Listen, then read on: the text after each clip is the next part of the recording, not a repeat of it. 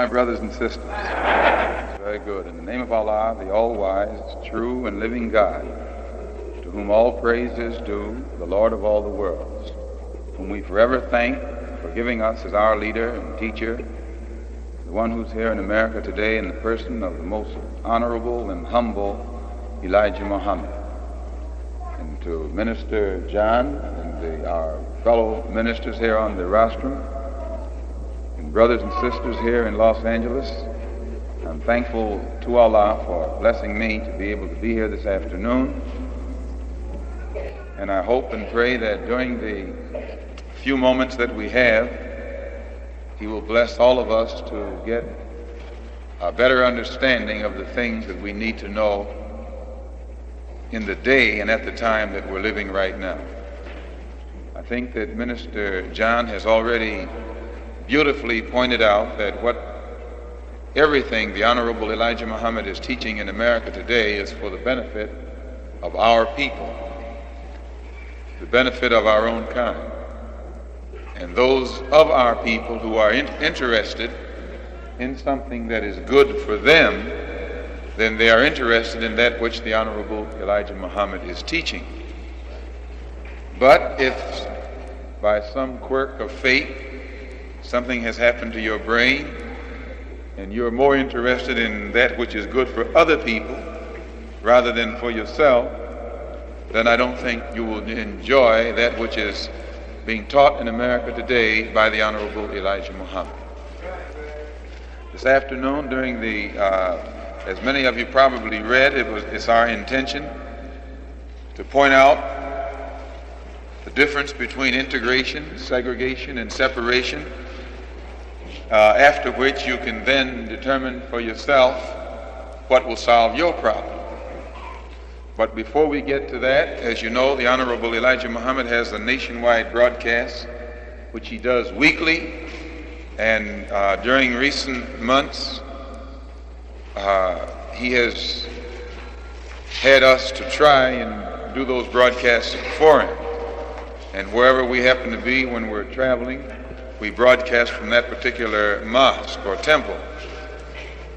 So while we're here in Los Angeles, the broadcast will be made from here. And we have to do one this afternoon, and we hope that during that broadcast you will be patient and try and get an understanding.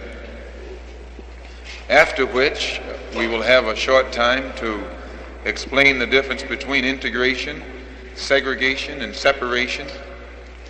And then after that, you will have an opportunity to ask questions on any part of the teachings of the Honorable Elijah Muhammad that you don't understand. These brothers that you see over here were a little crowded this afternoon, so they're standing over there. Don't let them, they look sharp, they're very handsome, and they look clean. I can understand why they would attract your attention. Anything clean in a dirty world will attract your attention.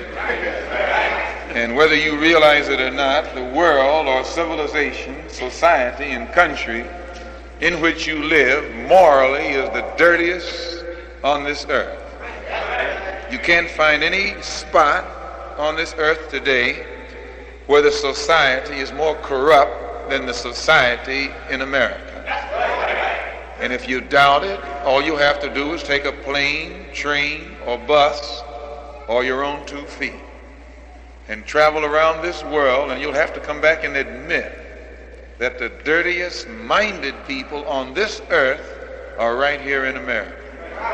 The most immoral, the most corrupt, the most indecent, the most loose, and the most forward, the most drunken are right here in America. And therefore, whenever you see a Muslim, he attracts your attention. Because he's clean, he's upright, what shoulders he got left or back, his chin is up, his chest is out, his eyes are clear, he's not drunk, he's not smoking, he's trying to display righteousness, high morals, and automatically in an immoral society he would stand out. So today as we speak, and you doubt that what the Honorable Elijah Muhammad is teaching is good, all you have to do is take a quick glance at those who follow him. And if you can't find any fault with them, then you can't find any fault with him. Because he is the example that they're patterning themselves after. One of the reasons that the church has not been successful in reforming the morals of our people is because the preacher can't set an example. You can't tell me don't smoke and you got a big fat cigar puffed up between your lips. You can't tell me don't get drunk and you a wino yourself. Am I right or wrong? I mean, this is facts. You can't tell me don't commit fornication and adultery when half the babies in the church belong to you. What you talking about? So this is what's the matter with our people. You haven't had anybody that was setting an example in front of you that you would follow. And today, because of the example that's being set by the Honorable Elijah Muhammad, he's able, with the help of God, to take men and women who yesterday were immoral and make them moral, who yesterday were corrupt and today remove their corruption. So when the teacher is best known by the student. The work that the Honorable Elijah Muhammad has done and is doing among the so-called Negroes here in America is best born or brought out in that which you see practiced by his followers. So as I say, during our short broadcast this afternoon, we hope and pray Allah that anything that we say that you don't understand, you can make a mental note of it or write it down, take a note of it, after which you will have an opportunity to ask questions on it. I don't think that you should fail to realize that another way in which the mosque of Muhammad differs from the church. In church, you aren't allowed to ask questions. In Muhammad's mosque or Muhammad's temple, you're allowed to ask questions on anything you don't understand. In the church, you can't ask questions because the preacher does not know what he's talking about. And he knows if you allow him to question him on what he has said, you will also find out he doesn't know what he's talking about. In the religion of Islam, those of us who follow the Honorable Elijah Muhammad are taught we don't have the right to say that which we ourselves don't first understand. Do you understand? So anything that is said that you don't understand, you make a mental note of it or write it out, and at the end of our short lecture, you'll have an opportunity to question. I also should point out that during these broadcasts, while we are on the air, we hope that you won't make a sound. Other than at the outstart, when we give you the greeting, you can reply, but after that, please don't make a sound. Is that understood? That is, don't make a sound.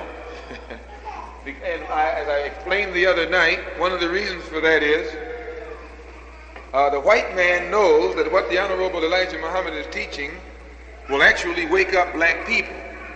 And by black people, we mean so-called Negroes. Some of y'all, I saw the look come across your face when I said black. You say, oh, I'm not black. Yes, you are. You don't even know what black is. If you're not white, you're black. I don't care what shade of it you are, as long as you're one of those shades, as long as you are a shade, that's black.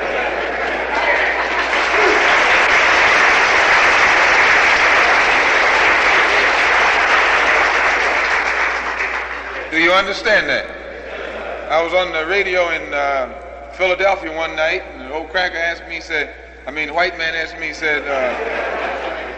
see, if you tell the truth long enough, if you talk long enough, you got to tell the truth. And you can't just talk about white folks without eventually calling them what they are. And that's what they are, crackers. So this man says, why, Malcolm, you are not black, you are light as I am. And see, that's what he won't call you light until you start calling yourself black. He never call you, that's the way he is. And so I asked him, I said, well, now look, you know yourself, sir, that no matter how dark white people are, they still call themselves white. You got some Italians and Greeks and Jews and whatnot darker than some of us. Don't care how dark a white man is, he's still white. Well, by the same token, what's good for the goose is good for the gander. No matter how light a black person is, you are still black. And then the day that you realize that, then you're somebody. In fact, when you find out what black is, that's what you want to be. The only people you find out don't want to be black are those who don't know what black is. You understand that? You heard it said, the blacker the berry, the sweeter the juice. Well, if you knew what black is, you'd be trying to get sugar diabetes. And it is only your lack of understanding of these things that make you run around here calling yourself everything but what you are. Yellow, high yellow, low yellow, medium yellow. You should be ashamed of yourself. If you're not white, you're black. Then that makes us all the same. That makes us all one. That unites us. In fact, as Minister John was pointing out the other night, you don't even know who your enemy is until you know who you are. As long as you think you're something else, you think your enemy is someone else. Is that right or wrong? And that's why Negroes fight each other. They don't know themselves. They don't know who their enemy is. You run around here yellow. Yellow got no opposite. And you got to know who you are before you know who your opposite is. If you yellow and yellow has no opposite, you don't know who to fight. If you brown, brown don't even have an opposite. That means you still don't know who to fight. Reason the white man is always fighting you is he know who his opposite is. He's white and you're black, so he fights you. Well, as soon as you wake up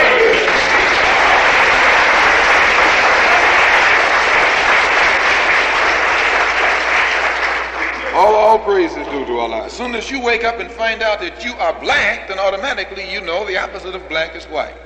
And you got it made. You see him wherever he is. And this is the most important thing for you and I, the so-called Negroes here in America today. And the only one who can make us see that is the Honorable Elijah Muhammad. God has made him divinely wise enough to guide you and me around, over, or under, or even right through all obstacles and all barriers. Is that understood? So, brothers and sisters, during this broadcast, as I pointed out, we hope, as long as I got on these things, you know we're on the air. And so we hope that you will not make any sound after you give the greeting. And then we hope and pray Allah that during that time, anything that you want to ask questions about or you don't understand, just make a mental note of it. Then afterwards, and if anything happens and the babies get way out of line, it's all right if they make a little bit of noise, but if they make some of that uncontrollable sound, head for the door. And then after you quiet them down, you can bring them right back in. Is that all right? Very good.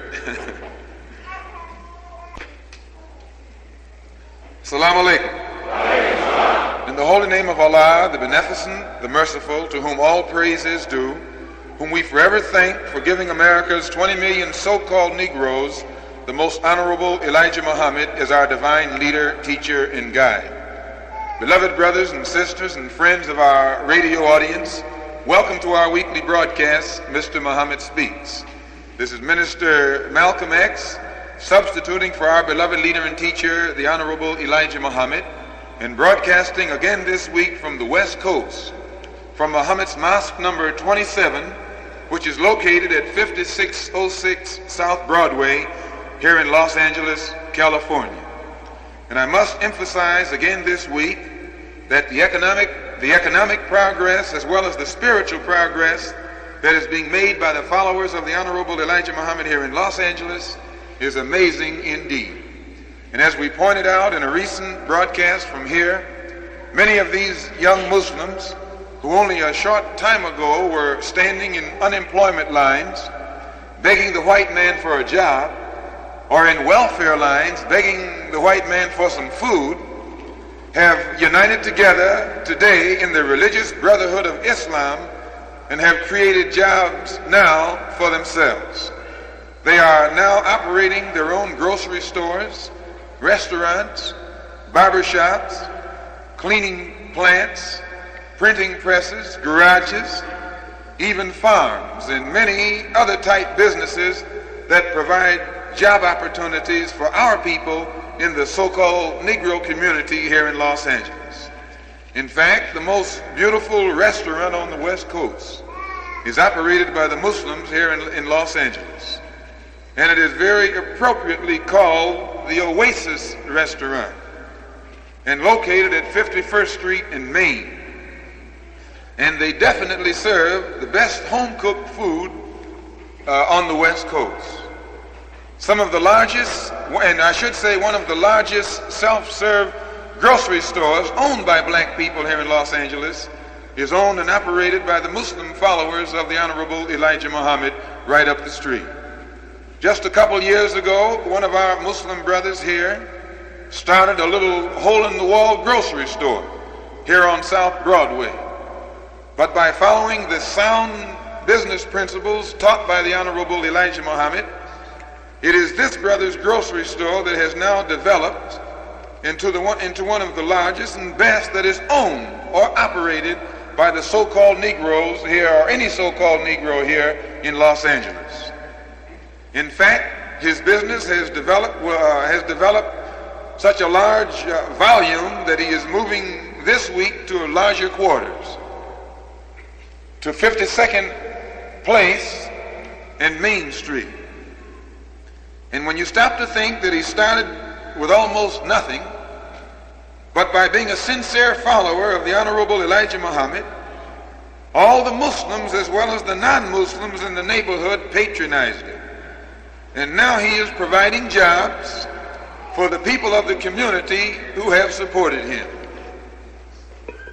The successful pattern for the present economic advancements enjoyed by the Muslim community here in Los Angeles was actually laid out in Chicago several years ago by the Honorable Elijah Muhammad.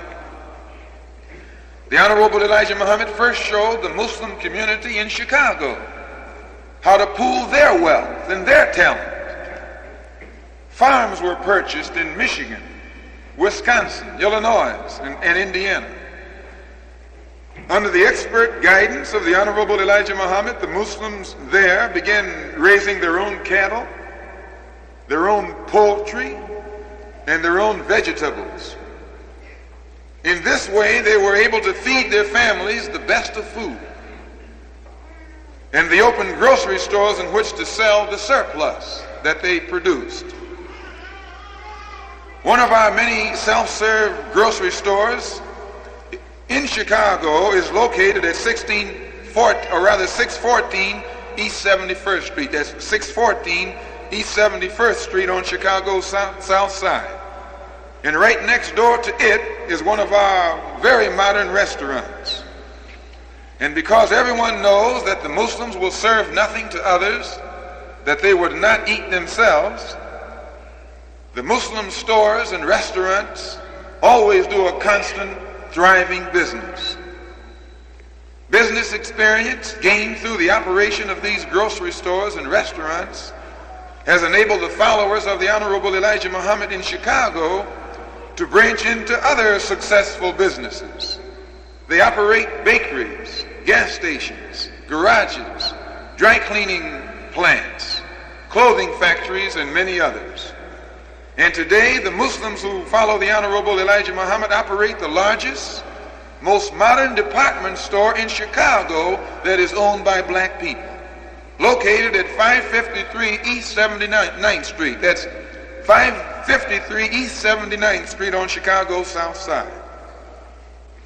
Just a few years ago, the Muslims in Chicago were able to purchase one of the most exclusive apartment buildings on Chicago's south side.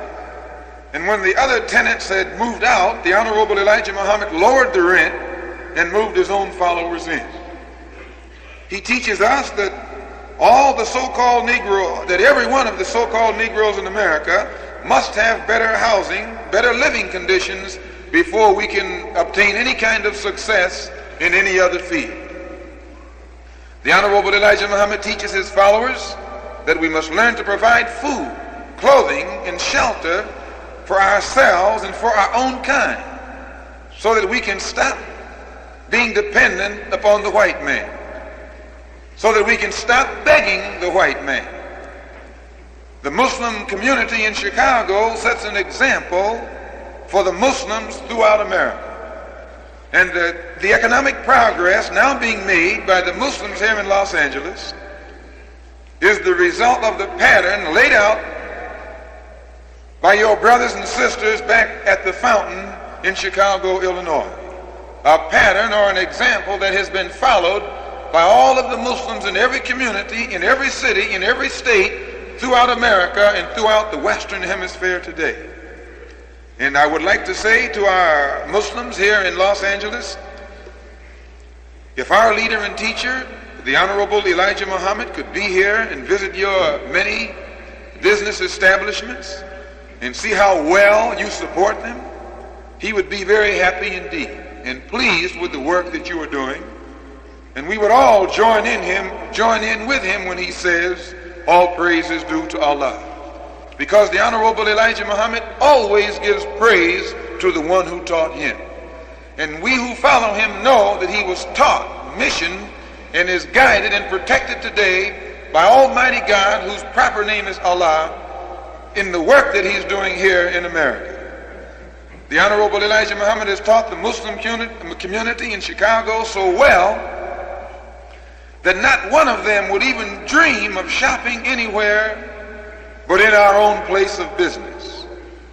Because of the deep understanding that they have, they realize that by supporting their own business establishments, they are supporting places that provide job opportunities for our own people. A Muslim feels that when he shops in a Muslim store, it's like taking money from his left pocket and putting it back in his right pocket. He is keeping it in the family. He is keeping it in the neighborhood. He is keeping it within the circle. The Honorable Elijah Muhammad teaches us and has taught us well that when Negroes shop outside the Negro community, that is money leaving our community. Our community then gets poorer and poorer, and the community in which we shop gets richer and richer. And beloved brothers and sisters of our radio audience and those at Muhammad's Mosque here in Los Angeles, California, it is our lack of knowledge concerning this that makes it impossible for us to build up the so-called Negro community. We are always begging and crying for the right to spend our money with the white man, crying for the right to go into a white restaurant and get a cup of coffee, or go into a white hotel and rent a room. But our knowledge of the basic fundamentals of economics that we're being taught by the Honorable Elijah Muhammad today makes us see that whenever you take your money out of your neighborhood to spend it, your neighborhood gets poorer and poorer, and the neighborhood in which you spend your money gets richer and richer. Many Negro communities are slum areas because they shop where they don't live, or else the merchants in the neighborhood don't live in that neighborhood. They are outsiders. And you know, beloved brothers and sisters, right here in Los Angeles, California, when you look around the Black Belt, the so-called Negro community, most of the stores are owned and operated by people who don't look like you and me. And because they don't look like you and me, they don't live in this community among us. They live in another community. But when they open up their store in our community, and we take our money to that store, at night when they go home, they take our money out of our community and back into their community. And because of this, our community gets poorer and poorer, and their community gets richer and richer, better and better. Finally, our community looks so sad, we want to move into their community. And they are wise and intelligent enough to know that if we didn't have sense enough to look out for what we had when we had it, if we move into their neighborhood, we wouldn't have sense enough to keep that neighborhood up either. And this is one of the reasons why they say that when Negroes move into a white neighborhood, property values go down. By spending our money with outsiders, the money leaves our community And everyone benefits from our wealth except we ourselves, except our own people. So the Honorable Elijah Muhammad says, in order to solve the problems of the so-called Negroes in America, you and I have to study the science of economics, get a better basic knowledge of the fundamental principles of economics.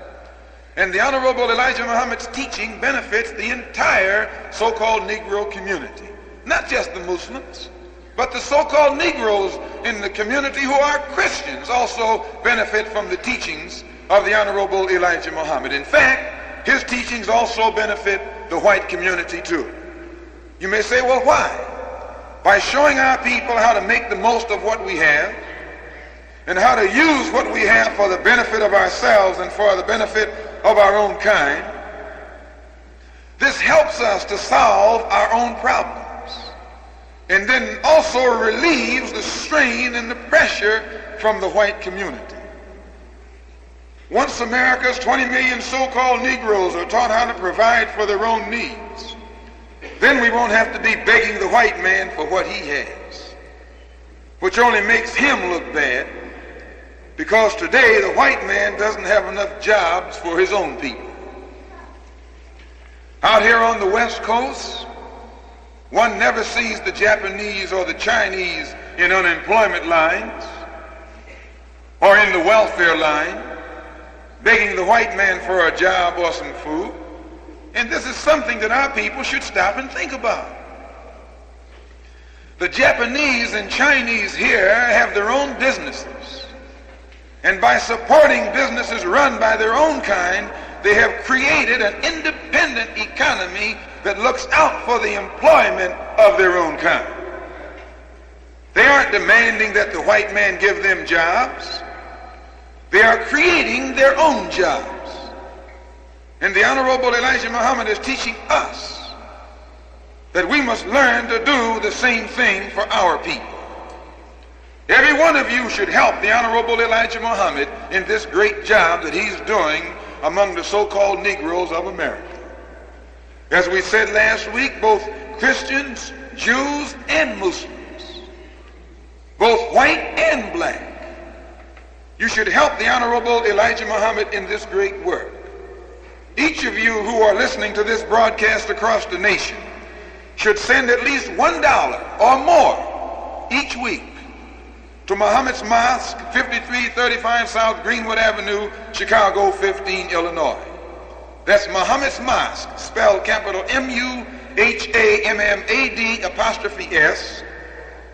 capital M-O-S-Q-U-E. Muhammad's Mosque, 5335 South Greenwood Avenue, Chicago 15, Illinois. You should help the Honorable Elijah Muhammad in this program that is divinely designed to help our people here in America today. We who follow the Honorable Elijah Muhammad are not seeking integration with white people. We are not seeking the so-called privilege to live among white people. We are not interested in becoming a part of their white society. We want something of our own. Does this mean that we're anti-white? No. If the white man is not anti-white because he wants his own factories, and if the white man is not anti-white because he wants his own stores, if the white man is not anti-white because he wants his own president and his own congressmen and his own senators and his own spokesmen, then we who follow the Honorable Elijah Muhammad should not be considered anti-white because we want something of our own here in America today also. We want a society of our own. We want a government of our own in which we shall govern and be governed by our own kind.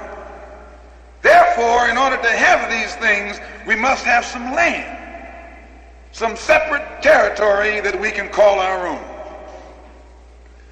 There are some of you who say that Negroes can't govern themselves, that we're too immoral, too immature, too divided and defiant against our own kind.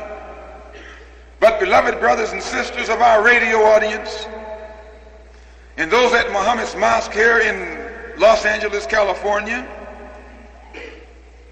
if the so-called Negroes of America are too immoral to govern themselves, who has made us immoral? If the so-called Negroes of America are too immature to govern ourselves, who has made us? Who's responsible for our immaturity? If the so-called Negroes of America, of which there are 20 million, are too divided and too defiant against our own kind, who is it that has divided us and made us defiant against our own kind? In Chicago one day, I was speaking to a newspaper reporter about the program of the Honorable Elijah Muhammad, and he said that he just couldn't see it. And he cited Robbins, Illinois, an all-Negro city outside of Chicago, as an example to show that it wouldn't work. And he was pointing out to me that out in Robbins, Illinois, how immoral and corrupt they are. And being a reporter, he must know what he's talking about. And he cited as an example how the police out there be sitting in the station playing cards with their hat on backward and cigars sticking up out of their mouth, just like some kind of Emerson Andy show. But what this what this reporter hadn't stopped to consider is this: as long as Negroes are trying to be Christians, they will remain immoral. As long as Negroes are trying to be Christians, they will remain immature. As long as Negroes are trying to be Christians, which is the white man's religion, they will remain divided. Even the white man himself admits that once the so-called Negroes throw aside the shackles of white man's Christianity and turn back toward the Islamic religion of our forefathers, our morals are immediately elevated. Our thinking power is strengthened. Divisions that formerly existed among us are eliminated. Brotherhood is practiced. And as Muslims, we easily govern ourselves in our own society, independent of white advice or white influence. As it says in the Holy Quran, the Bible of Islam, the Bible of the black man, it says, consider the time. Surely man is in loss except those who believe and do good, who enjoin on each other truth and enjoin on each other patience. And just as the Holy Quran says, consider the time, today here in America, the Honorable Elijah Muhammad is warning America's 20 million black people, 20 million so-called Negroes, to consider the time. He says we're living now in a new day. The awakening dark masses all over this earth are churning like a stormy sea. Why is so much trouble among the dark people of the Congo, in Angola, Tanganyika, Kenya, Algeria? Why is so much trouble today sweeping the continent of Africa and Asia and Latin America? They are dissatisfied with the white man ruling them. They are dissatisfied with the white man dictating to them. They want a new program. They want a new teaching. They want a new world. They are tired of this old white world. Beloved brothers and sisters of our radio audience, America's 20 million so-called Negroes are also tired of talk and empty promises. Too many have mounted the soapbox, saying things to us that they could not back up. Too many false leaders have deceived our people here in America and purposely misled us. As it says in the Bible, as God says in the Bible in the 3rd chapter and 12th verse of Isaiah, O my people, they that lead thee cause thee to err. They that lead thee. 20 million so-called Negroes in America seeking civil rights and don't get it. Why? They that lead thee cause thee to err. 20 million so-called Negroes seeking relief from their suffering and yet have found no relief. Why?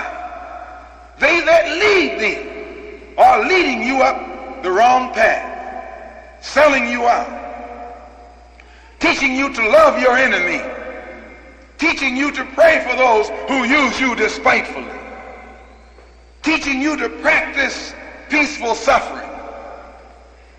If you didn't turn the other cheek in Korea, why should you turn the other cheek to the lyncher in this country? If you didn't turn the other cheek in Germany, why must you turn the other cheek to the lyncher right here? If you didn't turn the other cheek in the jungles of the South Pacific, why must you turn the other cheek when you come back here and face the lyncher's rope in this country? Love your enemy, the leaders have taught you before they have yet taught you how to love your own kind. Love your enemy before you have yet learned how to love those who look just like yourself. Peaceful suffering. If you weren't taught to suffer peacefully in Tokyo, why should you suffer peacefully in America? If you didn't suffer peacefully on the battlefields in Germany, why suffer peacefully in America? Something is wrong. So God says concerning you and me in this day and time, again through the mouth of Isaiah in the 5th chapter and 20th verse, woe be unto them that call evil good and good evil. Woe be unto those so-called Negro leaders who teach you and me that which is not good is good, and that which is good is not good. Remember what Isaiah said, brothers and sisters of our radio audience.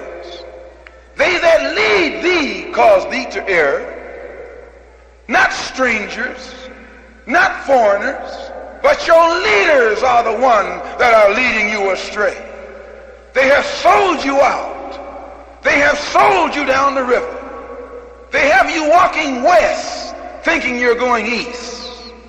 They have you looking up when you should be looking down. They have you turning the other cheek when you should be defending yourself. They have you praying for those who use you despitefully when you should be doing to those who use you despitefully, as Moses said, an eye for an eye and a tooth for a tooth. So God says, woe be unto those Negro leaders that call evil good and good evil. Woe be unto those Negro leaders that put darkness for light and light for darkness. Woe be unto those Negro leaders that put bitter for sweet and sweet for bitter. Woe unto them which justify the wicked for a reward, which say that the slave master is all right. He's getting a little better now. Who say that you should love your enemy although he has enslaved you. Who say that you should forgive your enemy even though he still deprives you of equal rights. Look what the Bible says. Woe be unto them that call evil good and good evil.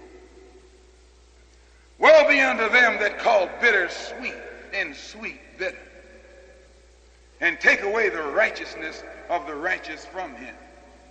And Isaiah says again, for the leaders of this people have caused them to err, and they that are led by them are destroyed. The book tells you in another part, if the blind lead the blind, they'll both fall into a ditch. No one has gone farther astray than America's 20 million so-called Negroes. But the ones responsible for leading the flock astray is the shepherd, the pastor that has put himself up over that flock. Beloved brothers and sisters of our radio audience and those at Muhammad's Mosque here in Los Angeles, California, why are so many millions of black people today turning toward the divine leadership of the Honorable Elijah Muhammad? It is because they have learned that the Honorable Elijah Muhammad can prove whatever he says and then back it up. The so-called Negroes in America want a leader today whom they can understand, and also one who can understand them. not one who checks into the Waldorf Astoria and eats sirloins, T-bone steaks, and forgets that his people are living up in Harlem, eating nothing, living in the worst houses, wearing the worst clothes. They want a leader whom they can follow wholeheartedly. Someone brave and wise enough to forge ahead of them. One who can cut a path in which they can walk without fear of stumbling. And beloved brothers and sisters of our radio audience, we didn't have the right leader in the past. But today we have the Honorable Elijah Muhammad. And God has given him a sharp instrument that will cut down and clear the jungle of everything and everyone who stands in our way to prevent us from striding forward. As God says concerning his last messenger, the Honorable Elijah Muhammad, in the Bible, in Malachi, the 3rd chapter, and 1st verse, he says, "Behold, I will send my messenger, and he shall prepare the way before me." Why must God send someone? Because the leaders that are over you are now have led you astray. Your spokesmen in the past have sold you down the river. And God has seen you suffering and heard your cry and your moaning from far off. And he says, "Behold, I will send my messenger, and he shall prepare the way before me.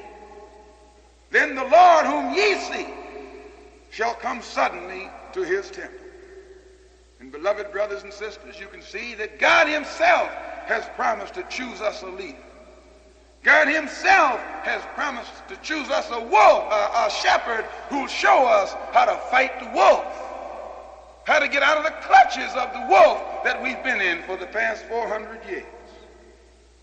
He says again in the 45th chapter and 13th verse of Isaiah concerning this last messenger, this last man of God who's in America today teaching among the so-called Negroes in the person of the Honorable Elijah Muhammad.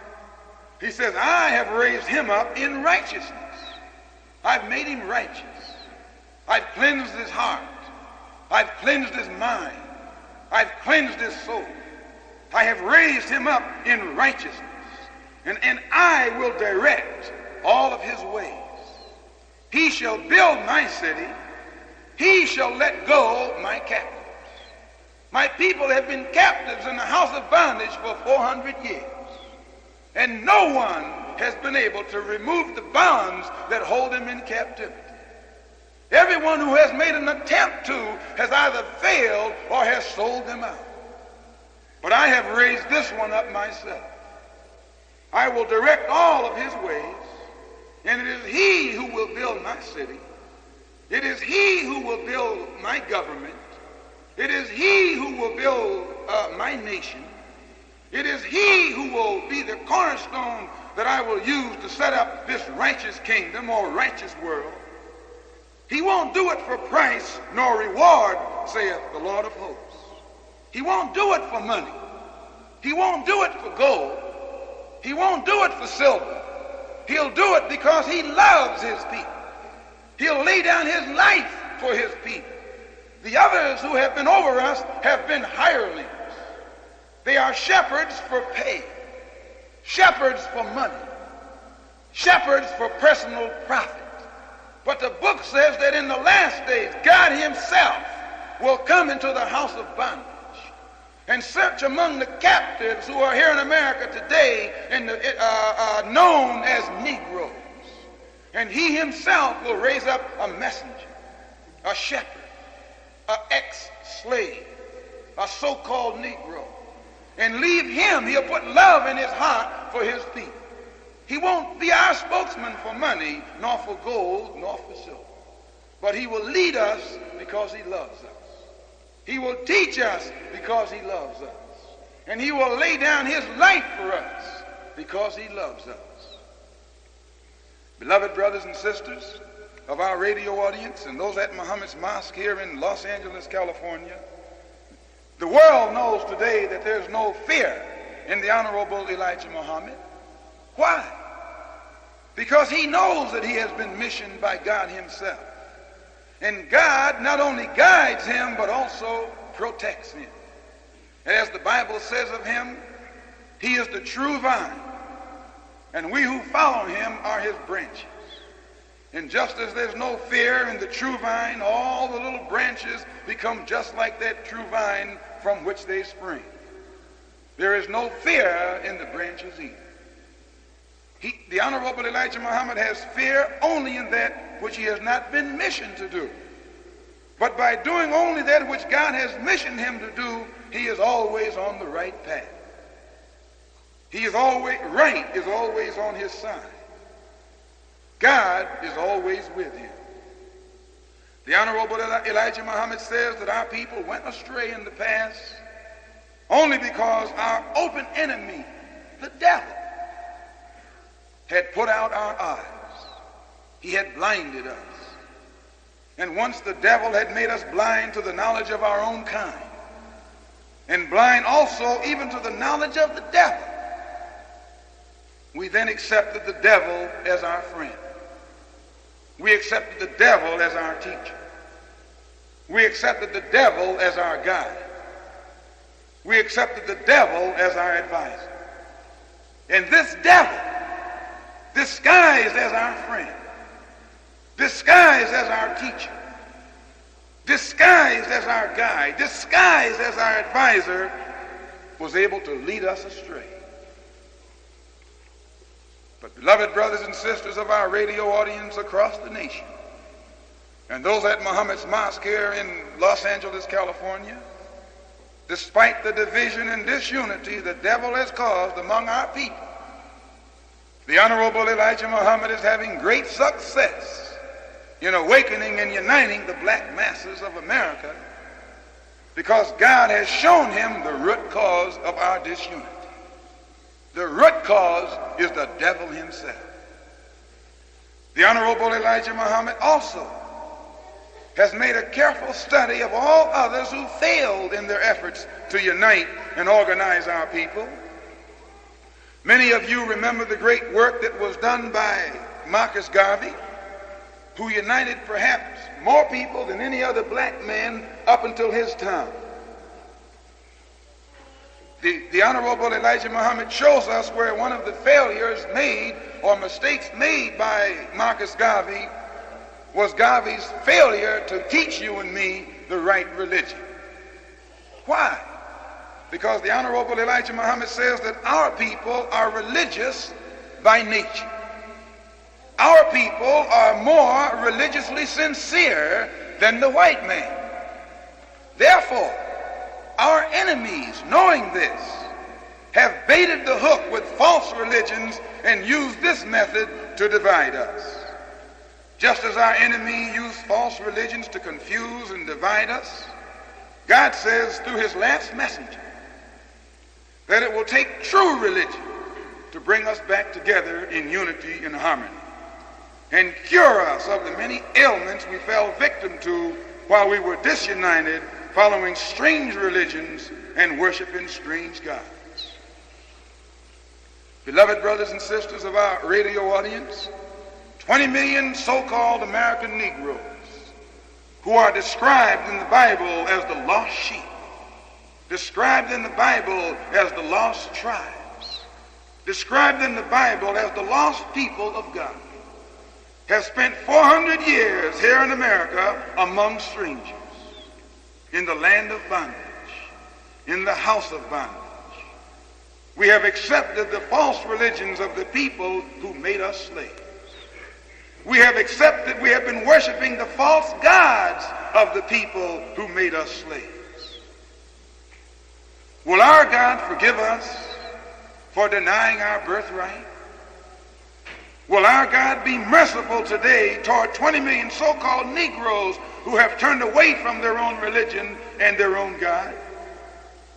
Or has our God forsaken us after all these years here in the land of bondage, in the land of our enslavement? The Honorable Elijah Muhammad has pointed out that our God's answer to this question is in the Bible.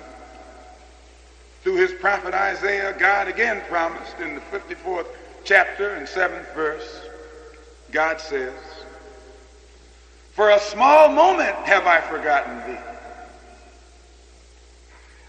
For 400 years I have forgotten thee. For 400 years I have withheld my blessings from America's 20 million so-called Negroes because they had turned their back on me. For 400 years I have allowed their slave master to oppress them, to exploit them, to lynch them, to heap misery upon them. But with great mercy will I gather thee." Look what God says. "For a small moment have I forsaken thee, but now with great mercy will I gather thee. In wrath, while I was angry, I hid my face from thee for a moment. But with everlasting kindness will I have mercy on thee now, saith the Lord, thy Redeemer." Beloved brothers and sisters of our radio audience, the so-called Negroes of America have been without a knowledge of our own God. But God promised, "All thy children shall be taught of their Lord, and great shall be the peace of thy children." In the past, you weren't taught about your God. The only God you knew was the God of your slave master. The only religion you knew was the religion of your slave master. But God promises, he says, "All thy children," though you haven't been taught, "thy children shall be taught of their Lord. And then great shall be the peace of thy children. In righteousness shalt thou be established. Thou shalt be far from oppression, and thou shalt not fear. Thou shalt be far from terror, for it shall not come near thee." In the past, the so-called Negroes of America, you and I, we had no protection. We had no one to protect us. When they lynched Emmett Till in Mississippi, the FBI, the Federal Bureau of Investigation, investigated. When they lynched Mac Parker in Mississippi, again, the FBI, the Federal Bureau of Investigation, investigated, discovered who was responsible for the lynching, and declared before the world that there was no law in the law book that would give them the power to bring the lynchers of that so-called Negro Mac Parker to justice. If the government can't protect you, who can? If the federal government doesn't have the power to protect the American so-called Negroes without changing the Constitution, without amending the Constitution, then who can protect us? Beloved brothers and sisters, this is something to think about. But God can do it. He says in the last day, when you turn toward righteousness, when you turn toward him, when you accept him as your Redeemer, when you accept him as your Savior, when you accept him as your protector, he says, "Whosoever shall gather together against thee shall fall for thy sake." He says, "No weapon that is formed against thee shall prosper. Every tongue that shall rise up against thee in judgment shall thou condemn." This is the heritage. This is the reward of the servants of the Lord. And the righteousness, and thy righteousness is of me, saith the Lord. Beloved brothers and sisters of our radio audience, if God is with the righteous, then let us be righteous. Let us turn back toward the religion of righteousness and the religion of Islam, which is the religion of Islam. The religion of Islam makes us love our own kind as brothers and sisters. And at the same time, it removes all fear of our enemies from our heart. And at the same time, it makes us seek some benefits in this life, on this earth.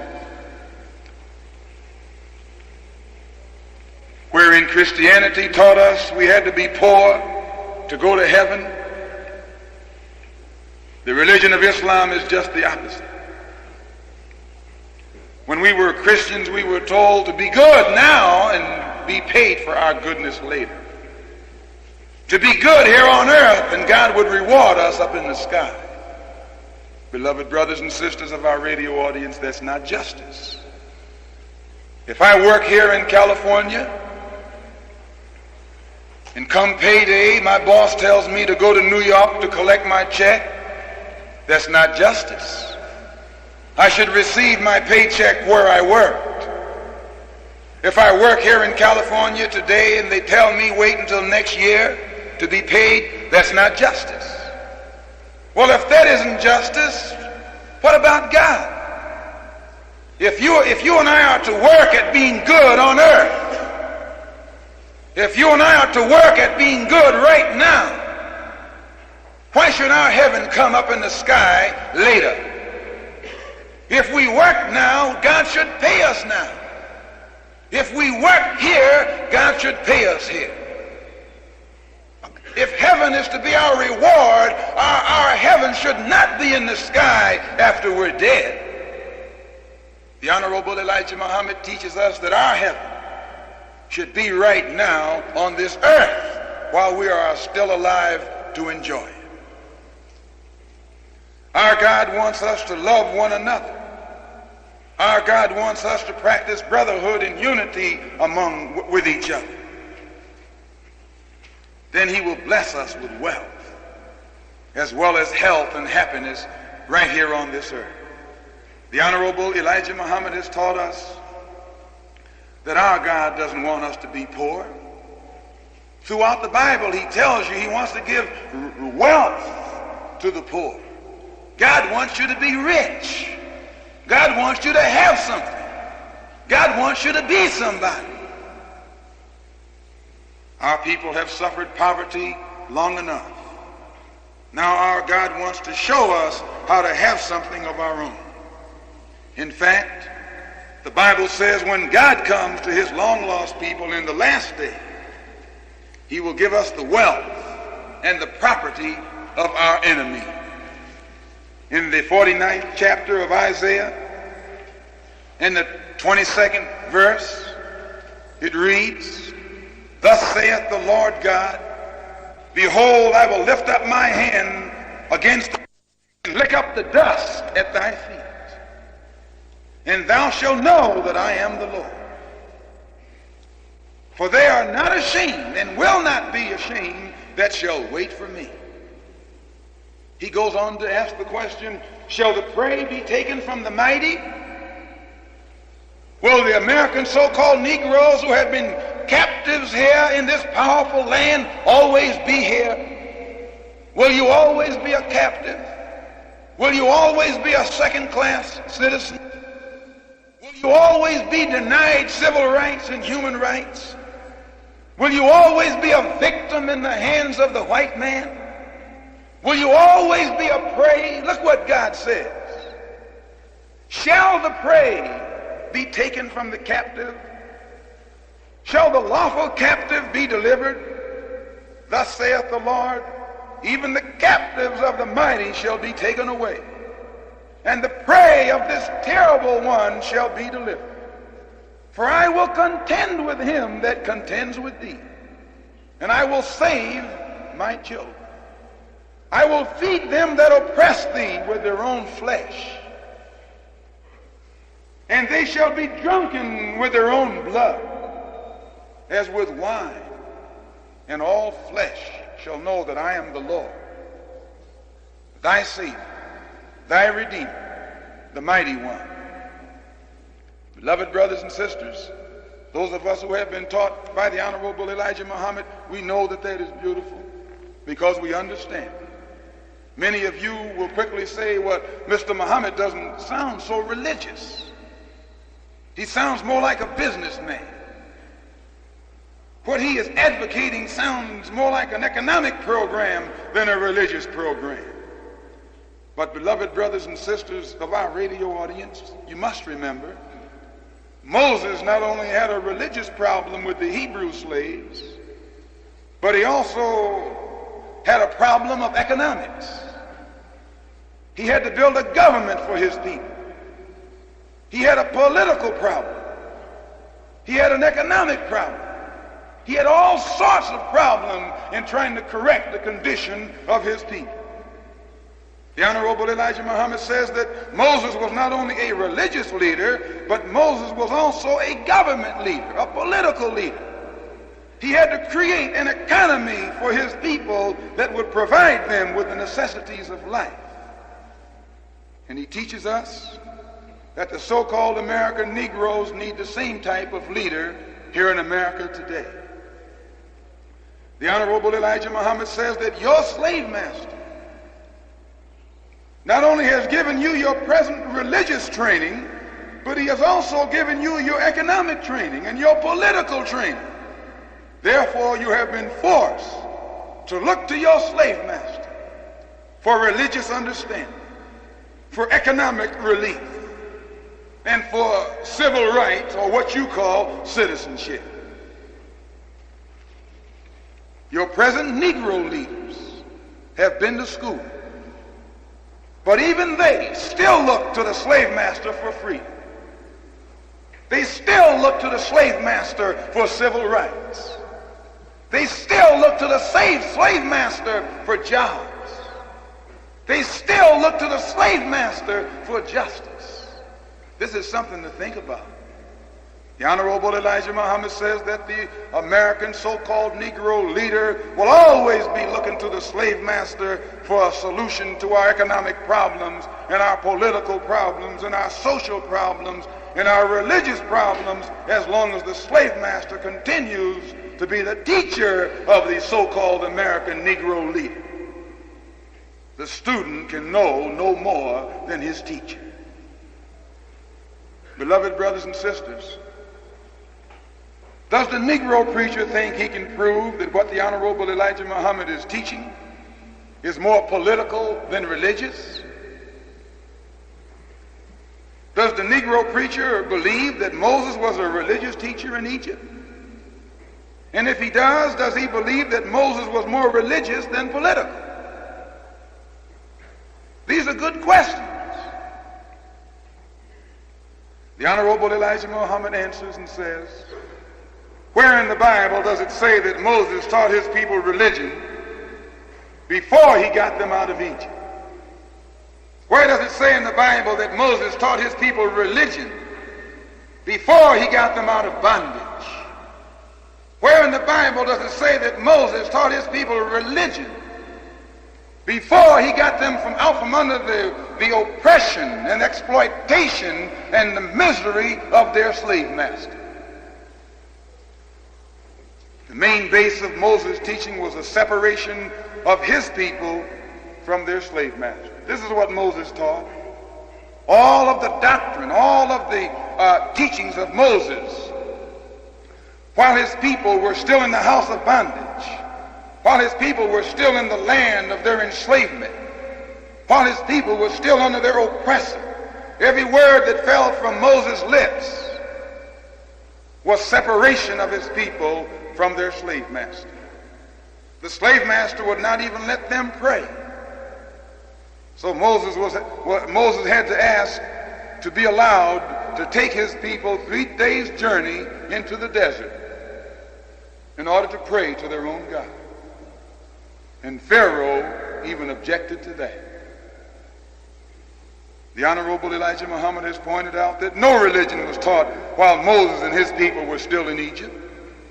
No religion was taught while Moses and his people were still under the jurisdiction of Pharaoh, the slave master. No religion was taught to the Hebrews while they were still in the clutches of the wolf that was presiding over them. Only separation from Pharaoh. Let my people go to a land of their own. Let my people get away from you where they can serve their own God. Let my people build a tabernacle separate and apart from the slave master where they can worship their own God. and practice their own religion, where they can be taught about the religion and the God of their forefathers, not the God of the slave master, not the religion of the slave master, but the religion and the God of their forefathers. Why didn't Moses teach his people religion when they were still under the whip of their slave master? Why didn't Moses stress religion to the Hebrews while they were still in the house of bondage? The Honorable Elijah Muhammad has beautifully explained to us. When people are under fire, religious practices are hard to keep. When people are in slavery, religious practices are hard to keep. When people are under the jurisdiction of someone who doesn't believe in God, who doesn't believe in good, who doesn't believe in rights, who doesn't believe in freedom, justice, and equality, who doesn't believe in even recognizing the basic fundamentals of a human being, religious practices are hard to keep. Some of you will jump up and say, well, we're not talking about Moses. We're not interested in Moses. We're talking about Muhammad. We're talking about this man Elijah. Beloved brothers and sisters, here at Muhammad's Mosque in Los Angeles, and those of you who are listening to this broadcast from coast to coast, the Honorable Elijah Muhammad is a modern Moses. The Honorable Elijah Muhammad is teaching a modern slave. The Honorable Elijah Muhammad is trying to separate modern slaves from a modern Pharaoh. The Honorable Elijah Muhammad is trying to correct the condition of some modern people, some modern Hebrews. And the Honorable Elijah Muhammad wants for us the same thing that Moses wanted for his people: freedom, justice, and equality. No one can free these people, the so-called Negroes of America, without touching upon everything. No one can free the so-called Negroes of America without giving them first a proper understanding of religion. No one can free the so-called American Negro without first giving them a proper understanding of economics. And no one can correct or free the condition of the so-called Negro in America without giving them the proper understanding of politics. Almighty God, whose proper name is Allah, the Lord of all the worlds, the God of your and my forefathers, has given the key to the Honorable Elijah Muhammad of all of our problems. He has given the Honorable Elijah Muhammad the key to our religious problem, and the key to our economic problem, and the key to our political problem. God has taught the Honorable Elijah Muhammad that the key to our religious problem is the same key that was facing Moses' people in that day. Moses and his people, when they were in the house of bondage, could not practice the religion or serve the God of their own kind as long as they were strangers in a land that was not theirs. So God told Moses, the only way you can worship me is to build a tabernacle. The slave master in whose house you are will not let you build one here. My tabernacle is a tabernacle based upon freedom, justice, and equality. And in a house of bondage or a land of bondage, they're against freedom, justice, and equality. So you must have some land of your own. You must tell that slave master to let my people go. Don't integrate them, but separate them. Let them go. Let them have some territory of their own, where they can set up a house of God, where they can then teach my people the religion of their own God. And in this way, you'll solve their religious problem. And since my people also have an economic problem, that also must be solved. They must have land. As long as they don't have some land, they cannot have a factory or a farm or anything. But when they have land of their own, they can set up their own farms and grow food and feed themselves. They can set up factories and manufacture their own needs. They then won't have to beg their slave master. They can set up businesses. They can create an independent economy for themselves once they have their own land, once they are in their own territory. And since my people have been in bondage for 400 years, and Pharaoh has never released his grip upon them, he has fooled them with false promises that he called civil rights.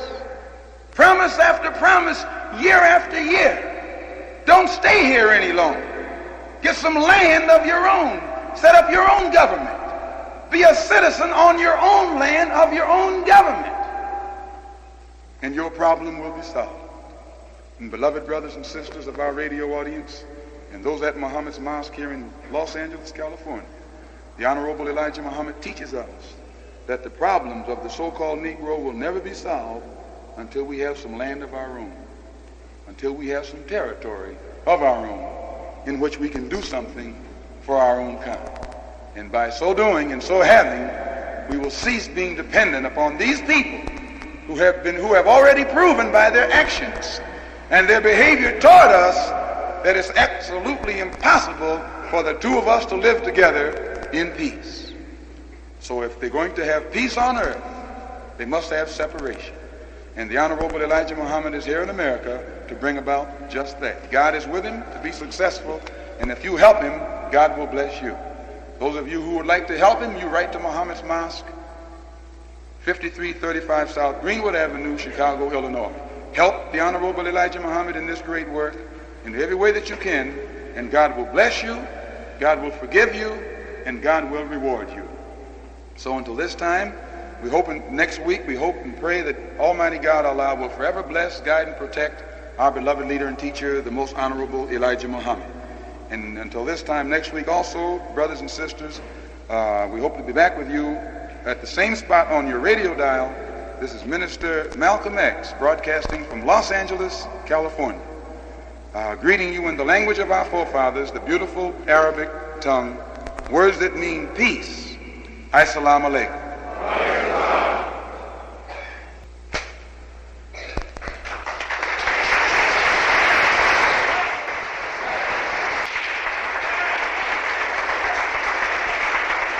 All praise is due to Allah. Brothers and sisters, I thank you. All praise is due to Allah. Brothers and sisters, I thank you for your patience and cooperation, and I hope many of them you can wake up now. I saw your eyelids drooping there a few times, but you look so peaceful and so natural that I didn't want to disturb you. So I hope and pray Allah that anything that was said during that, it's warm in here, isn't it?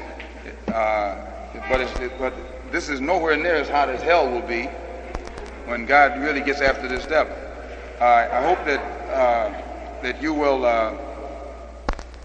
any questions that you developed in your mind or that did develop in your mind from anything that we said during that broadcast, you will catalog it and feel free in a few moments to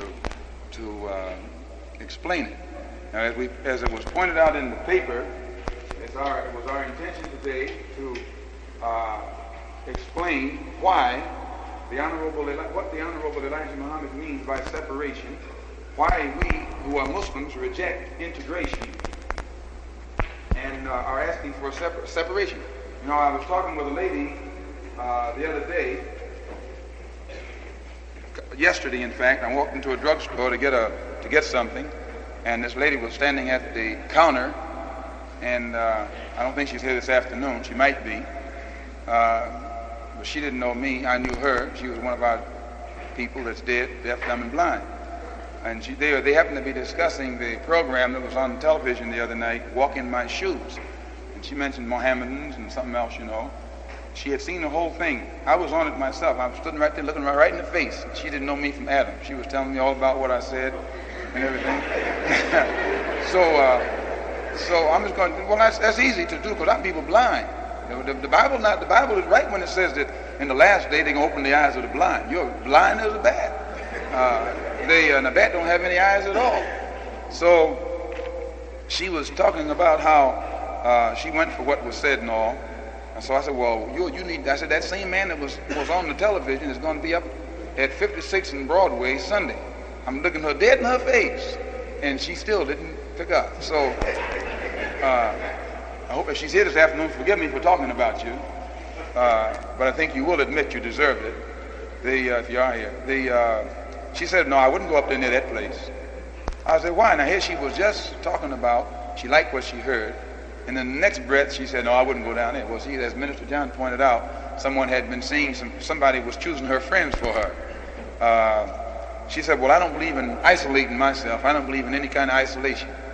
Well, you see that? Now, she's in bad shape. You can't heal people that's sick by putting them out with people that are well. You got to put them in the hospital. And what's the first thing you call where you put them? Isolation ward. You isolate them. Well, these Negroes are sick. They're sick. This Negro is sick. You're even sick of yourself. What you talking about? So, since our people are sick, the only way to get at our illness, to heal it, is first isolate those who are not suffering from the same thing we are.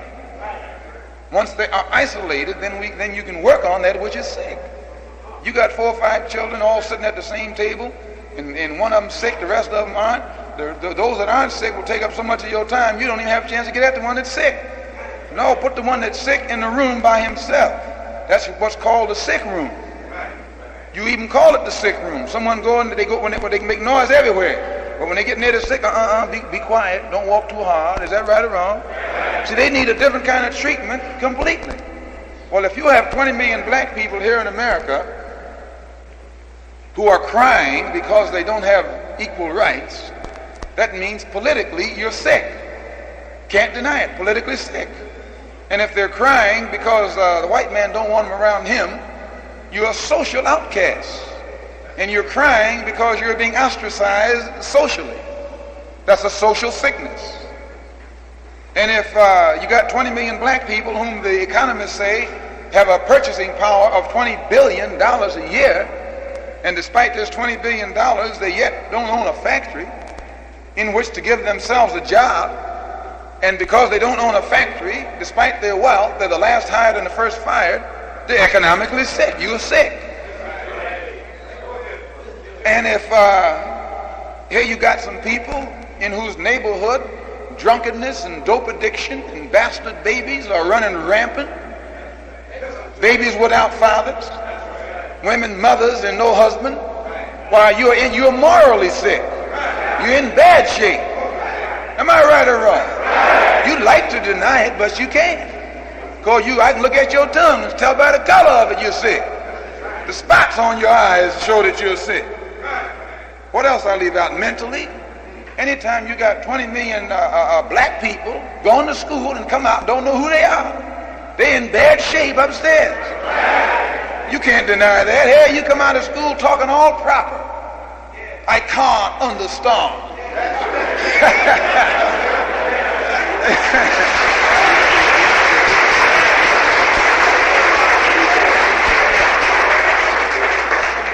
That's a shame. You're sick. Don't know your name. That's sick. Don't know your language. You're sick. Don't know your history. You're sick. You're historically sick. Don't know your own culture. You're culturally sick.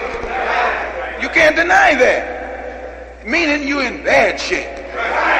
Such bad shape you calling yourself by a sickening word, Negro. Boy, even that make you sick. A Negro should be sick. Negro don't have no kind of protection, no kind of nothing. And because he have nothing, he begging everybody else for something. Is that right or wrong? Show me a Negro. I'll show you somebody begging another man. He wearing another man's name, speaking another man's language, saluting another man's flag, and dying for another man's country.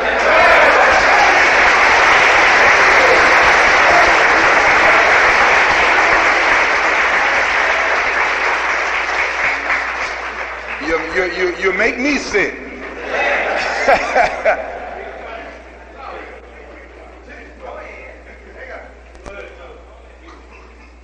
spiritually sick. Don't leave that out. Anytime you were praying to another man's God, you were sick. Don't you know if I saw a mouse sitting down praying to the cat, I said, Lord, look at here. How is the mouse going to worship a cat that's eating it up? No, that mouse should be trying to get away from the cat. Get a picture of the cat and put it on his wall. You know, if you crawl down into a mouse hole and found a cat's picture in there, you say, something matter with this mouse. Here the cat been giving the mice hell all its life, and this old fool mouse gonna put a picture of the hell giver up on its wall. It's sick. But what about you? White man put knots on your head. White man won't give you a decent job. White man won't let you live in his neighborhood or go to his school. When it come time to get you some rights in the Congress, he filibuster. He's a beast. And you take a picture of that white man and stick it on your wall and call him Jesus.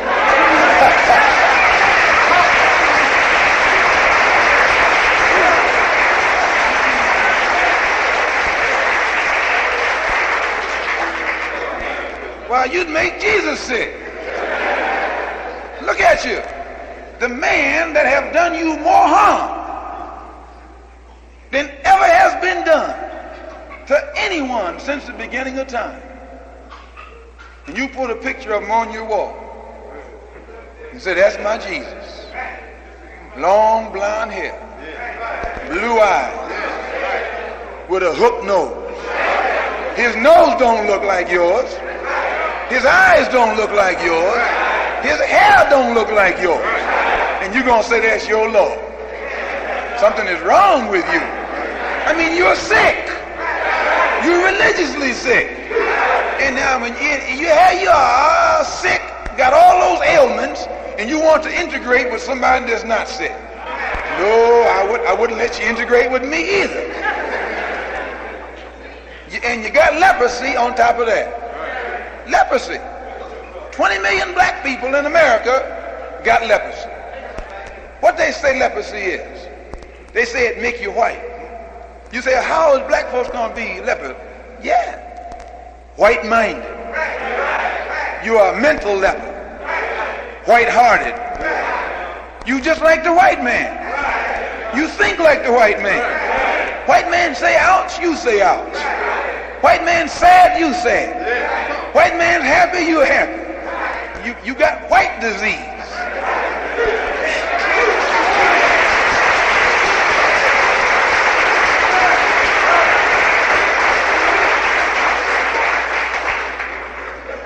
White man say they bombing us. You say they bombing us.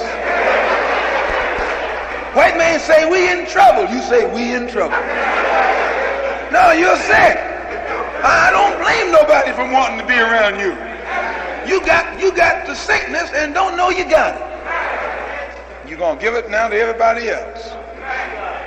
So, brothers and sisters, I only cite these ailments that our people have to show you. First thing that must happen to us is we have to be isolated. We got to work on us. We need some work done on us. And once we are worked on by the doctor and made well, then we can go into society with all the other well people. Doesn't that make sense? What you look like, gonna integrate with me. You got no money in your pocket. I got some money in my pocket. You say, come on, let's walk together. You know I don't want to hear that. Every time we stop at the gas station, I got a dig. You say, come on, let's go to dinner. I know I'm not going to dinner with you. If I go to dinner with you, I got to pay the bill. Because you got nothing. Can you see that? Well, the white man is the same way. Here, white man got some factories. You're not even making shoestrings. And you're going to tell the white man, I'm your equal. You're not equal unless you got what he got. That's what equality means, isn't it? Look here. You got two over here on the way you got. This is equal. Or, is that right or wrong? You got to have the same thing over here that is over here. That's equal. You just can't say I'm equal. You got to be equal. Yeah, if if I see a man stand over there with a gun on his hip, cussing me out, what am I supposed to say? I'm as good as you, I'm equal? No, I'm not equal to him till I get my equalizer.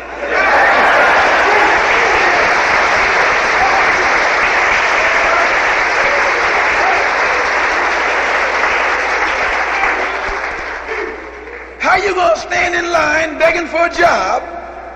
Begging for a job. Ain't gonna tell the white man I'm equal with you. Well, you're crazy. That's the sickness right there. You got to be sick to tell a man who got all these factories, we equal to you. And he is up here zipping all out in space, and you just can make it across the ground. We equal with you. Well, you should be ashamed of yourself. That don't mean you can't be equal. You can not only be equal, you can be better. But you just can't say you're equal. You got to get equal and then go on beyond it. Is that right or wrong? All praise is due to Allah. This is what the Honorable Elijah Muhammad teaches us. If you're equal, prove it. If you're as bad as he, prove it. If you're as strong as he, prove it. And if you're as wise as he, prove it. By doing for yourself what he has done for himself. You're going to say, well, he didn't do it all by himself. I helped him. That right there shows you're not equal. Anytime you help him get up on top of the wall and then you can't get yourself up there too, brother, you're not equal.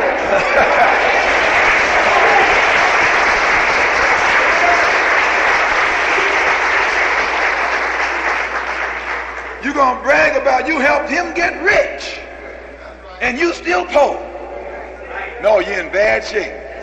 So the Honorable Elijah Muhammad has shown us where actually the so-called Negro in America suffering as we are simply because we lack understanding. And God has raised up the Honorable Elijah Muhammad to give us that understanding. This is not hate. I think you're crazy, even if the idea come into your mind that this hate, you should be ashamed of yourself. Don't you know if I was inside a wolf den, he was gnawing on me, eating me up, giving me a hard time, someone coming along talking some talk designed to get me out of there, and the wolf say, oh, they talking hate. I say, well, let them talk it. Yeah, let them talk it.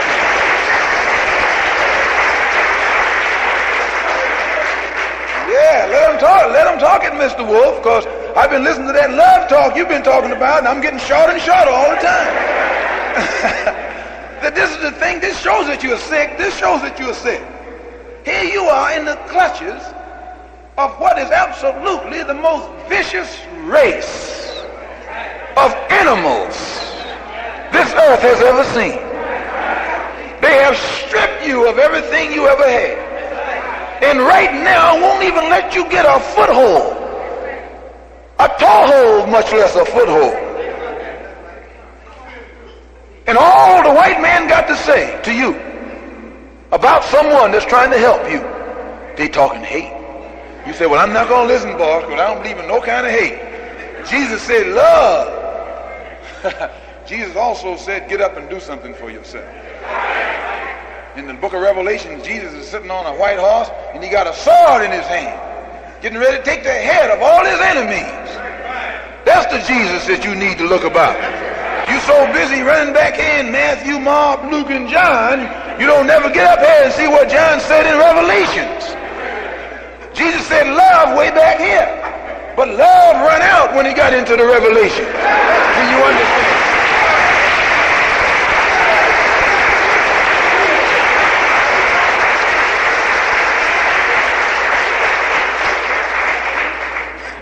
All praise is due to Allah. I hope you understand. Not hate. Don't even let hate come into the picture. If it is hate, it's good. Look at here. If a snake bit your little girl, you come home and see the blood running down your baby's legs, someone says snake did it. Because they said a snake bit your little girl, are they teaching hate? No, they're telling you what happened and who did it. Is that right or wrong? All right, 20 million black people in America. You don't even know your own history. You didn't ever have a history? Yeah, you used to have one. What happened to it? The white man took it. White man hid it. White man kept it a secret so you wouldn't know anything about yourself. Because if he knew as long as you didn't know what was happening a long time ago, he could lie about you. Is that right or wrong? Understand what I'm saying? White man took your history, and now you're a dummy. You're a dummy. Don't know who you are. Don't know what you are. And what makes it so worse, you don't even know where you are. You're in hell and don't know it. Is that right or wrong? You catching hell and don't know it.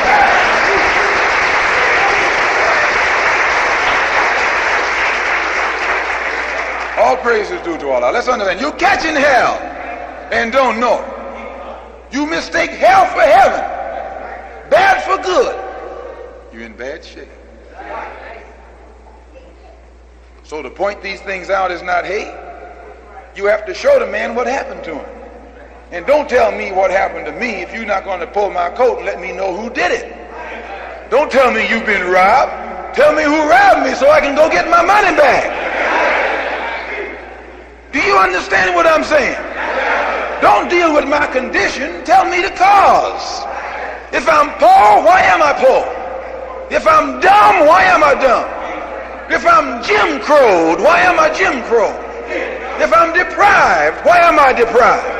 If I'm denied, why am I denied? If you can't tell me why, don't tell me what. You just make me feel bad. Is that right or wrong? Don't tell me my woman is running around if you're not going to tell me who she's running around with.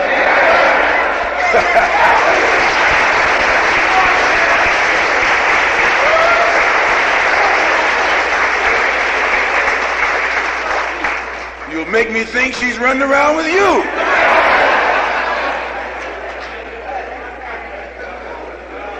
Now, if you're going to tell me the condition that I'm in, and don't tell me who did it, I might look at you thinking you did it. No, God has shown the Honorable Elijah Muhammad the condition of the black people of America. And most important of all, he has shown us how we got this way and who's responsible. White man is responsible. If you don't know who you are, it's because the white man hasn't taught you. If you don't have your name, it's because the white man took it away and gave you his. If you can't speak your own language, it's because the white man took that away and gave you his. Is that right or wrong? If you don't know what your own flag is, it's because the white man hid your flag and dangling his in front of your eyes. Is that right or wrong? Let's understand, if you don't have your own government, it's because the white man made you build one for him. Made you fight for his. Made you die for his. Now, when we point these things out, you say you're all teaching hate. That's not hate, that's the truth. If the American so-called Negro, after having had his head whipped for 400 years, after seeing his mother, his daughter, and his sister raped and ravished by the white man for 400 years, still doesn't hate the white man, you wasting your time trying to talk some kind of hate to that Negro. He can't hate. If I don't hate you after you whip me, I can't hate. If I don't hate you after you rape my mother, I can't hate. Not raping a stranger, you rape my mother. You rape my sister. And you rape my daughter. You rape me. When you rape my mother, you rape me. When you rape my grandmother, you rape me. When you rape my great-great-great-great-grandmother, you rape me. Because I was in my grandmother at that time. When you lynched my grandfather, you hung me on a tree. Because I was in my grandfather. Is that right or wrong? Anything you did to my people, I don't care if it was 1 billion years ago, you did it to me.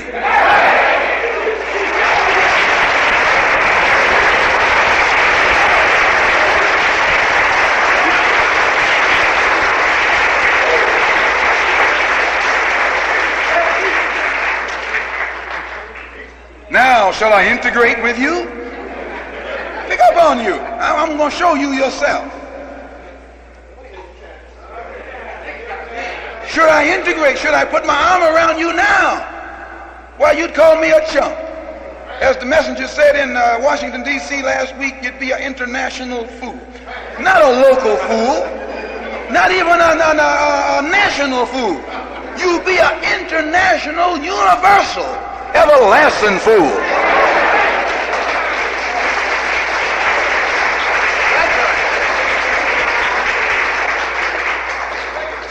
All praise is due to Allah. I hope you understand.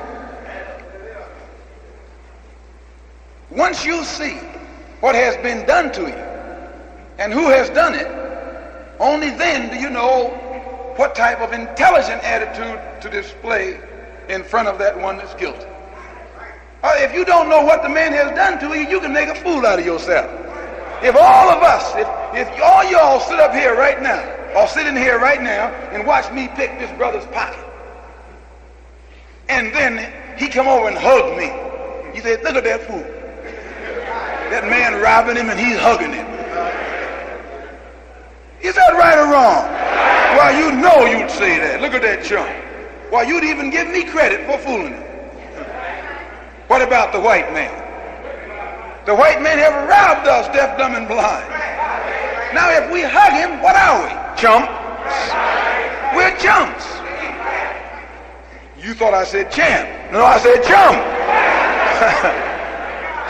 The champ is the one that wins.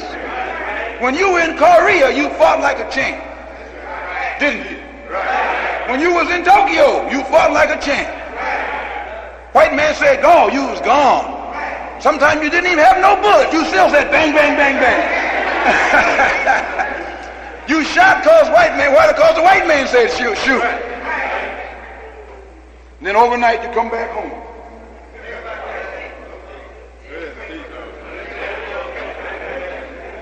You jump from champ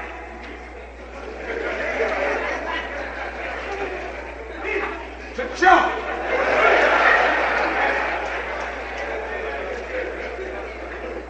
Excuse my bad printing. I print with a New York accent.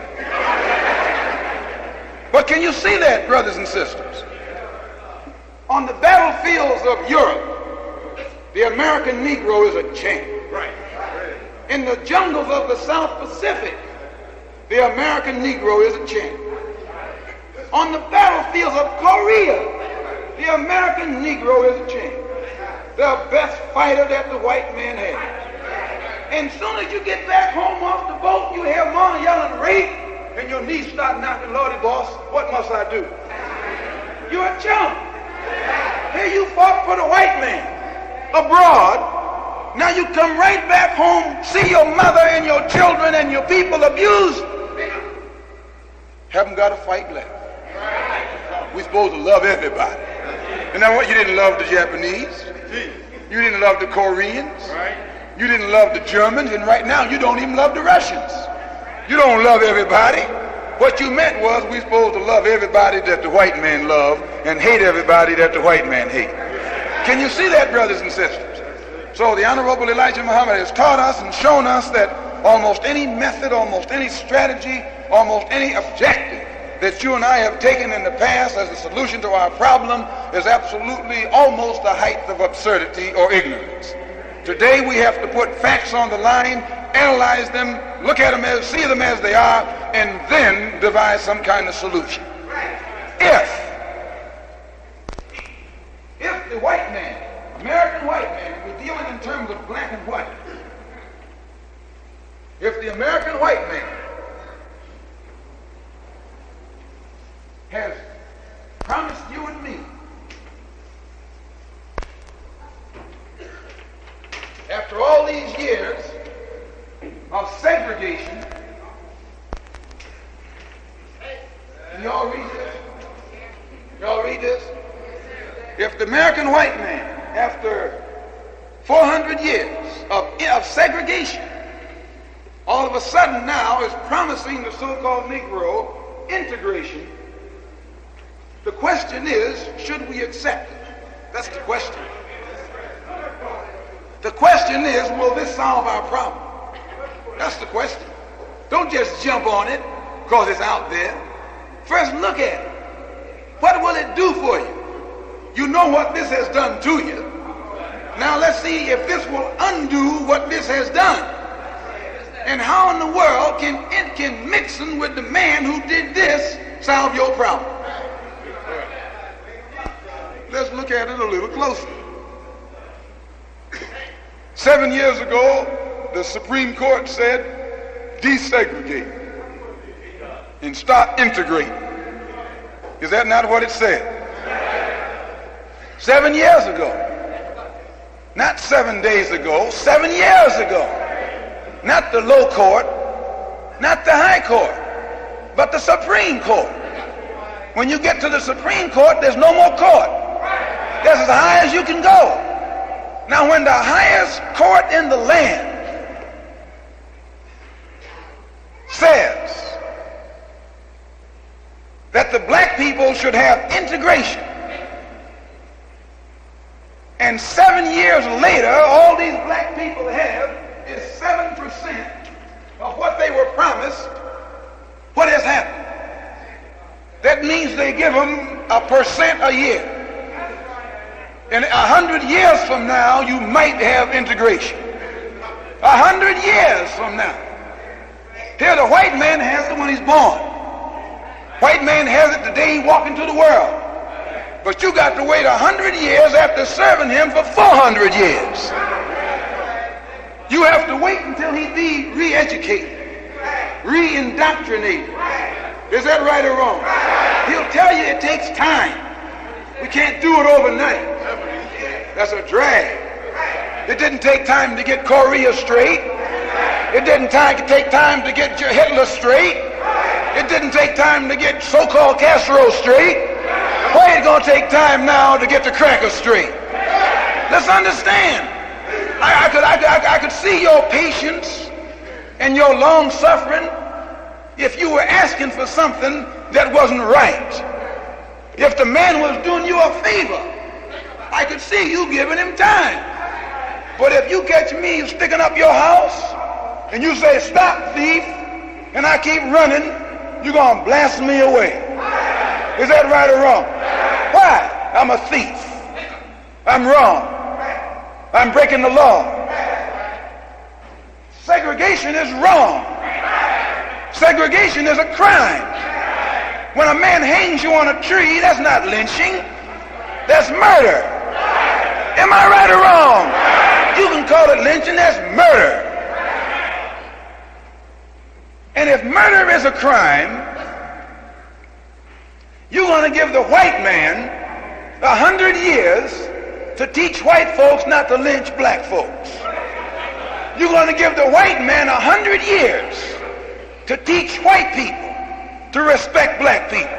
Why, you're a chump. You're a natural first class, number one chump for the white man.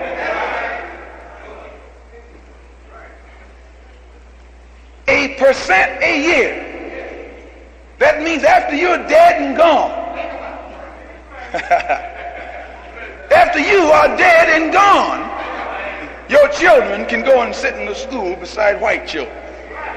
I'm not talking about California. I don't care nothing about California. If Mississippi is crooked, California is crooked. As long as things aren't straight in Alabama, things aren't straight in New York. The same man that's responsible, that gets the credit for integration in California, gets the blame for segregation in Mississippi. President Kennedy is responsible just as much for the crimes committed by the crackers in Mississippi, Georgia, and Alabama as the crackers in the South are. Same thing.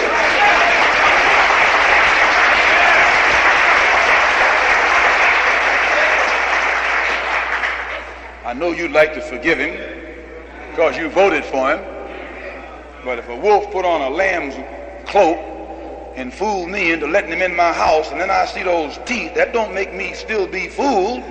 No, I get my shotgun. If I fail to get him on the outside, I'll get him on the inside.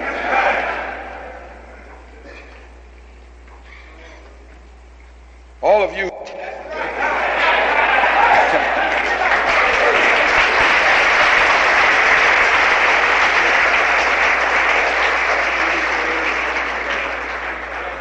if you have cars parked on that lot next door, please remove them.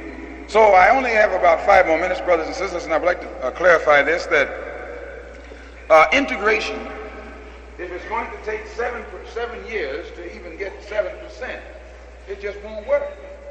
The black people, because what exists right now is segregation. Segregation is outright unjust, as we're taught by the Honorable Elijah Muhammad. It's unjust, it's unfair, it's criminal. And so the so-called Negroes are crying for integration because that's all they've heard of. Only thing they know is integration or segregation. But now look at yourself. If you and I were Uncle Toms, or if we weren't, let us say, if you and I had become a part of this new generation whose patience has run out, who is tired of waiting, who can see that the white man is wrong, he's a criminal for his treatment and attitude toward us, then that means what we want it right now. If the white man is a full citizen when he's born, we should be full citizens when we're born. We don't need any presidential proclamation. We don't need any Senate or Congress.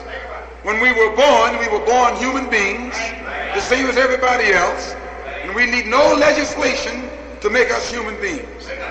This is how we feel. Now, if America can bring about integration in the morning, no, not in the morning, that's too late. If America can bring about integration last week, we'll give her time. But if America has failed to bring about integration last week, her time is up. We're tired of segregation. Segregation is unjust. So now what is it? Since America can't bring about integration, can't even bring about forced integration, do you mean to tell me that you think that when they stick a couple black students in Georgia Tech, that's integration? And Georgia is full of black people? You call 11 black children going to white schools in Atlanta, Georgia, integrate? You're a chump if you let somebody say that. You call 4 or 5 little black students going to school in New Orleans, Louisiana, integration? No, you're a chump if you fall for that. That's token integration. And the Honorable Elijah Muhammad has taught us that token means a pacifier. Token is a substitute.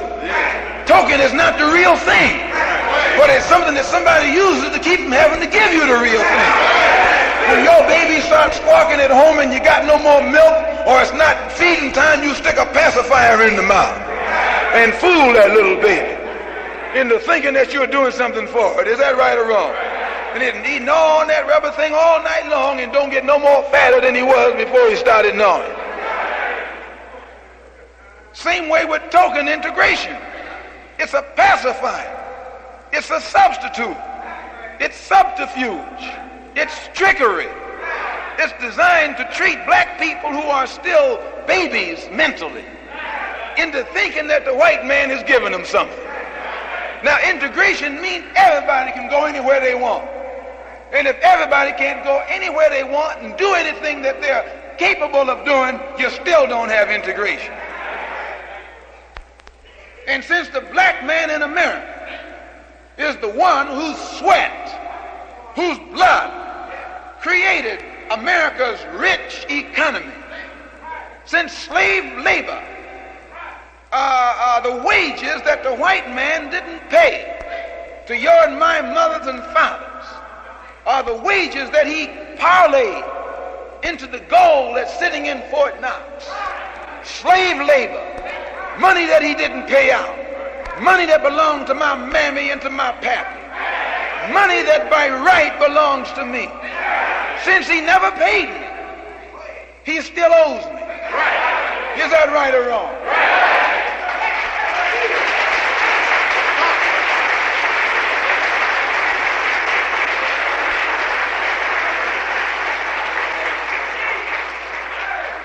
Don't work a man for 310 years as a slave and then call yourself Emancipation Proclamating. Don't want to hear that. If you go right now and work for boss on the job and he say you are fired, what's the first thing you do? Give me my money. Pay me for what I did. Is that right or wrong? I don't want no emancipation from this job until you pay me. Well, now, let's understand.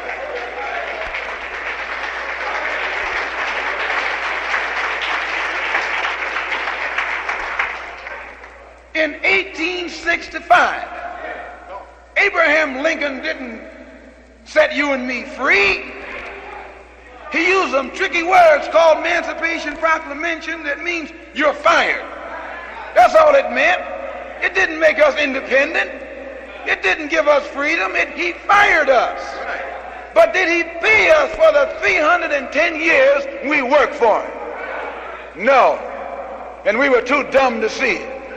So today God has raised up a man of God who's in America in the person of the Honorable Elijah Muhammad, and he's indicting the white man. He's a prosecuting attorney for the so-called Negro. He's a lawyer for the so-called Negro. He said that the white man owe you and me for 310 years back pay. Retroactive. Got it coming with interest. And we got to collect. And integration won't do it.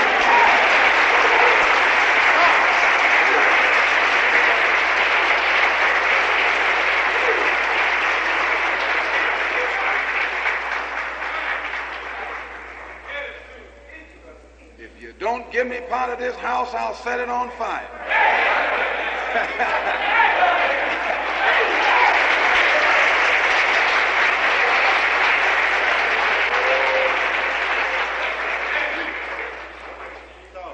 You can drop bombs on everybody else's house, but you can't drop bombs on me because I'm in your house.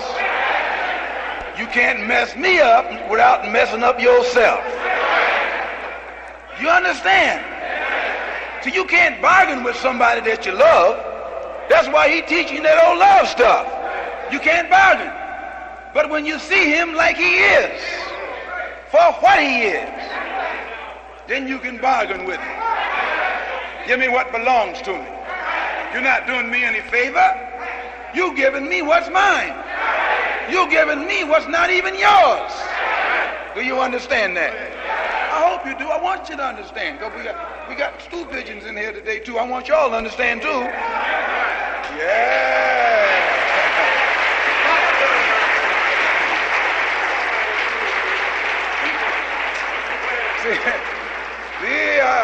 You thought you sneaked up on us, didn't you? No, we know you. Plus, we know the white man. White man don't let nobody talk about him unless he puts some stool pigeons in there to keep him up to date. So we're going to make you be sure to be up to date before you leave here.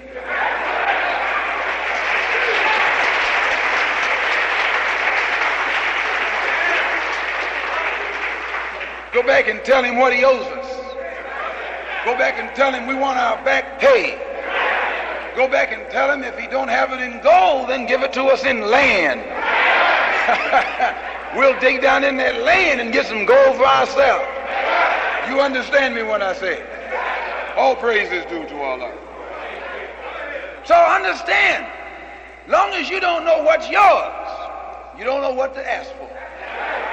Long as you don't know who you were, you don't know who you are. Long as you don't know who you were, you don't know what was yours. Do you hear what I say? All praise is due to Allah. You must know something about your past before you can sit down at the bargaining table. You got to know what you had in order to know what you don't have right now. Is that right? Why, as long as somebody can make you think that you never had a history, that you never had a culture, that you never had a language, that you never had any civilization, and that you was a savage in the jungle when they caught you, naturally you think they did you a favor by letting you come over here and wait table for them. Is that right or wrong? You think that the man has done you a favor by letting you live out in the back house on his plantation. But when you look back there in history and find where you were living in palaces while he was living in the caves, you were wearing silk while he was going naked, You was cooking food while he was gnawing on a raw bone. You was plotting the course of the stars in the universe before he even knew that the earth was round. You come down a long ways. You have fallen from a high position. Someone has done a real job on you. Here you were once the earth's most civilized being, the father of civilization, the master architect of the universe. You were the boss, the master, the conqueror, the victorer, the one who set the course or path for others to walk in. He don't know who he is. He don't know who you are.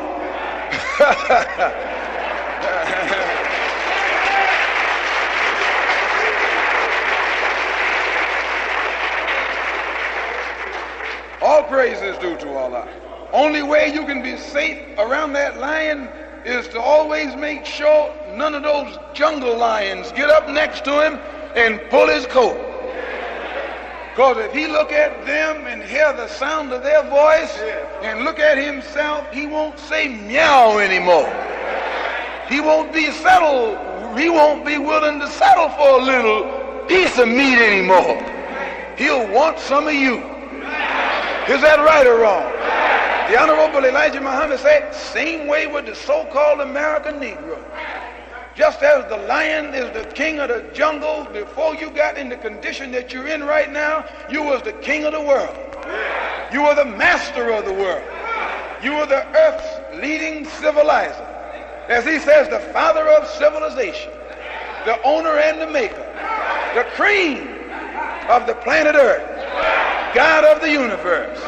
He said, when you look at the black man, you're looking at the best that ever did it. You're looking at the black man, the one that the brown man came from.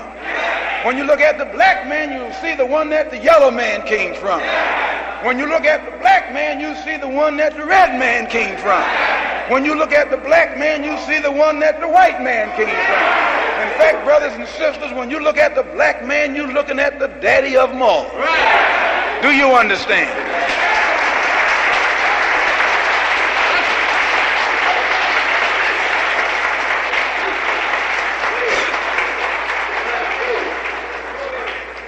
All praise is due to Allah. Let's understand. Now, will integration solve your problem? What is integration? Will the white man who has deprived you, who has oppressed you, who has exploited you, take you into his armed forces as an equal and give you a jet and load it with explosives and let you fly over Mississippi and Alabama? Will the white man whose food you used to cook, whose field you used to plow, whose car you used to chauffeur, whose little blue-eyed baby you used to rock, and some of you still do, will that white man accept you as an equal and put you over his factory, put you over his church, put you over his army and his navy and his air force? That's equality. Will he let you be the president? I don't mean 40 years from now like old Robert said. Now. He won't do it. He can't do it. He's afraid to do it. You know, if he do that, you get in a position to do unto him as he did to you.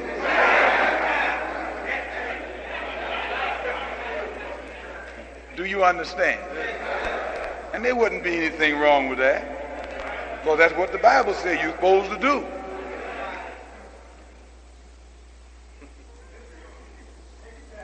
The Honorable Elijah Muhammad has shown us where it's impossible. They tried to bring about forced integration in New Orleans, and those people down there went crazy. They wasn't trying to integrate everybody, just some token.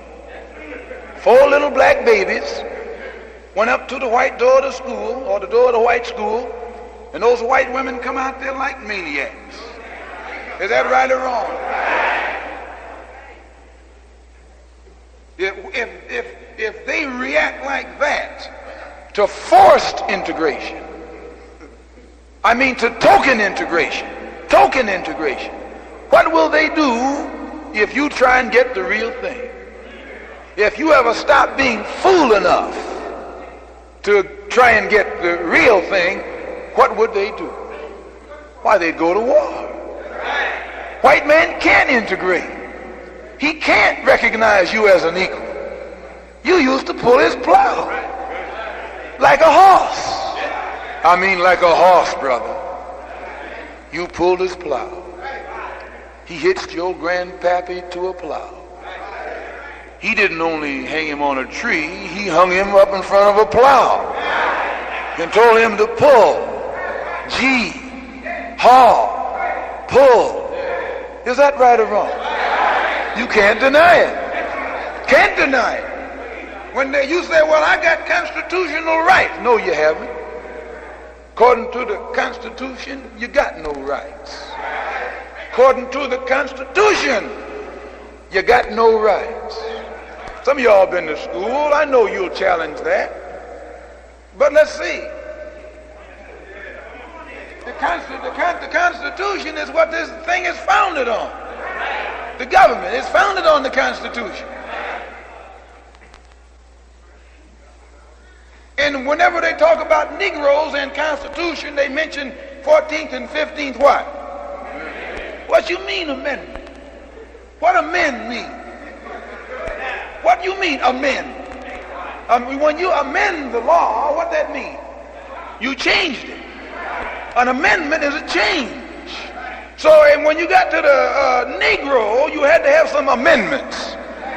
Is that right or wrong? Had to be some changes made. Why you had to be some changes made in the Constitution where we're concerned? What did the Constitution say about us that it had to be changed for we could be recognized as people? You haven't never given that a thought. The Honorable Elijah Muhammad has shown us, brothers and sisters,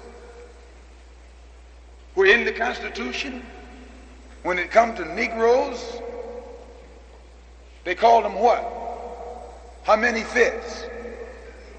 How many fifths? 3/5 of a what? Pick up on that. There you are in the Constitution. See, this is you. 3/5 of what? Of a man. Not a man. 3/5 of a man. What that means? Subhuman. Animal. In those days, you were in slavery. They called it chattel slavery. Is that right or wrong? What they mean by why is the chattel considered 3/5 of what the slave master is? Because chattel, when you are 3/5 of a human being, that means you are subhuman. Subhuman means you are animal. So the Constitution classified your mother and your father as animals. They call them chattel. They had two kinds of animals in those days on the plantation. The four-legged animals were called cattle, and the two-legged animals was called chattel. No difference. All the cattle is four-legged animals that have been domesticated, and chattel are two-legged animals that have been domesticated. Another name for them is Negro. It means nothing. You're not this and you're not that. You're not a cow and you're not a man. You're not a horse and you're not a man. You're in between. That's called Negro. Is that right or wrong? Why, you can't deny it. I know this hurts, but it's got to hurt. Don't you know when you got to operate on someone, you got to prick them a little bit. You got to sting them a little bit. And the only way that black man in America can be helped, he has to let the Honorable Elijah Muhammad perform some surgery on him. Because you got a black body with a white mind. And you have to take your white mind out and put a black mind in there where it belongs. Do you understand? So if this gives you a headache, it's because we cutting on your head. We're true.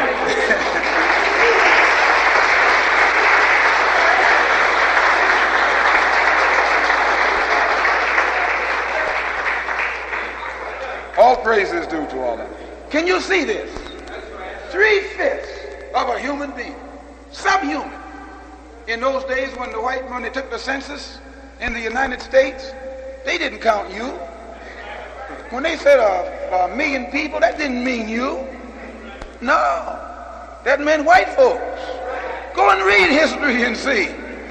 When the white man, the plantation man counted you, the government counted all white folks. And then the plantation owner counted you.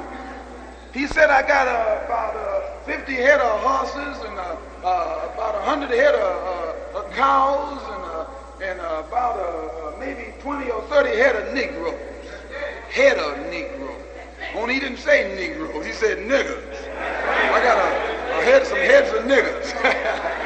Is that right or wrong? And there's no difference between nigger and Negro. It's the same thing. When he called you a Negro, he meant nigger. And when he called you nigger, he meant Negro. It's like saying ass or ass. It's the same thing.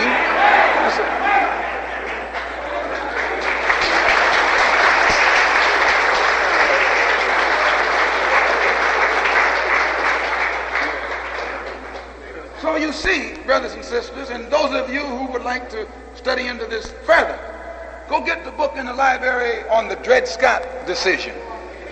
And in that it tells you outright that the Supreme Court even interpreted the Constitution in the case of a slave, Dred Scott, to mean that a black man, being subhuman when the Constitution was written, therefore not included in the Constitution, but regarded as property, merchandise, something that can be bought or sold at the will of the white man, has no rights that a white man has to recognize. This is Constitution. But these old Negro handkerchief head lawyers not going to tell you that. They're afraid. They're afraid. They know this. They must know this. They must know that if you got to change the Constitution to include Negroes, in its present form, it must exclude Negroes.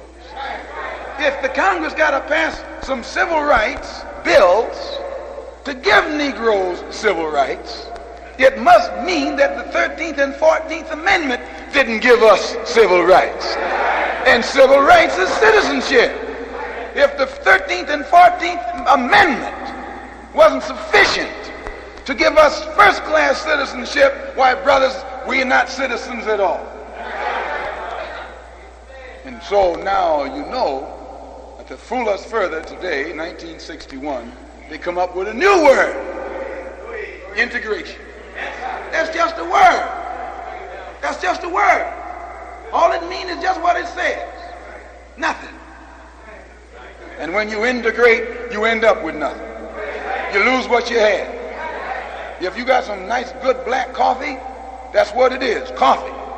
You take something and mix something else with it, it's not that anymore. When that coffee is black, it's what? Strong, good. The more you integrate it with the cream, the weaker it gets. Is that right or wrong? I know you don't like that. But this is the truth. The lighter it gets, the weaker it gets. After it gets white, nothing happening anymore with the coffee. You don't even call it coffee anymore. And it can't be milk because it's got too much coffee in it. So what is it? Nothing. Same way with you and me. White man go and put his old blood inside of us, make us lighter and lighter. Finally we get so we can't call us black anymore and can't call us white because we got too much black in us. So we in bad shape. Can't nobody straighten that out but God himself. And he's here to straighten it out. The book says, behold, I come to make crooked things straight. And since no one is more crooked than the white man, he's the first one God got to straighten out. And the best way to straighten him out is take him off the planet. Take him off the planet.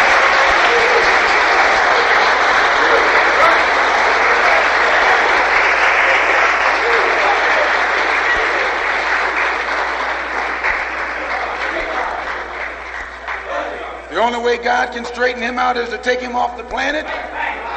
You going to integrate with him? No. If he was going to be around here a while, okay, let's integrate. But brother, the man haven't got long to stay here. He haven't got long for this world. Everything is after him. Why the man in the Congo is after him. They got old dog over there and called him Hammershaw, dog Hammershaw, and trapped him and took his life. Put him to death. The Congolese surrounded the Swedes and the Irishmen and was wiping them out. Is that right or wrong? Everything is after the white man. The bees are stinging him. Yeah, the bugs are biting him. The rain is wetting him. The sun is burning him. Tornadoes are twisting him. And hurricanes are drowning him. What you look like wanting to integrate with all that trouble?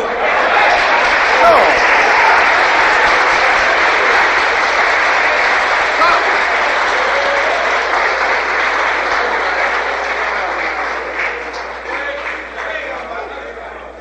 All praise is due to Allah. Let's understand. We've got to understand. How can we integrate with something that has come to the end of its rope? Here you are sitting on the boat Queen Mary going across the ocean. And someone pull your coat and let you know that it's loaded with explosives. And it's pointed head on at another boat heading at it also loaded with explosives. Now, just because you're in a first class ship, you gonna stay on board? You have never been allowed to ride these good boats before, you say. I don't care if I do die, I'm gonna ride. That's crazy. No, you'd be better off to jump off on a log. Now I know a log isn't the best means of transportation, but it'll sure do until a better thing comes along.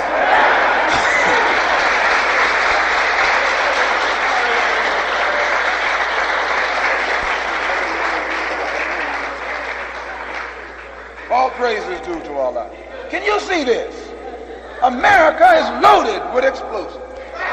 Explosives. Atom bombs, hydrogen bombs, every kind of bomb. Kennedy got them. Russia, atom bomb, guided missile, megaton bomb, umaton bomb, every kind of bomb. Got spaceships circling all around the air with people in it. Can drop bombs anywhere. Now here's two fools. Both of them got the K in their name. For killer. For killer. Here's this madman Kennedy sitting in Washington telling Khrushchev what I'll do to you if you make the false move. And Khrushchev said, I'll beat you to it. Now what you gonna do, integrate? No, you're gonna disintegrate.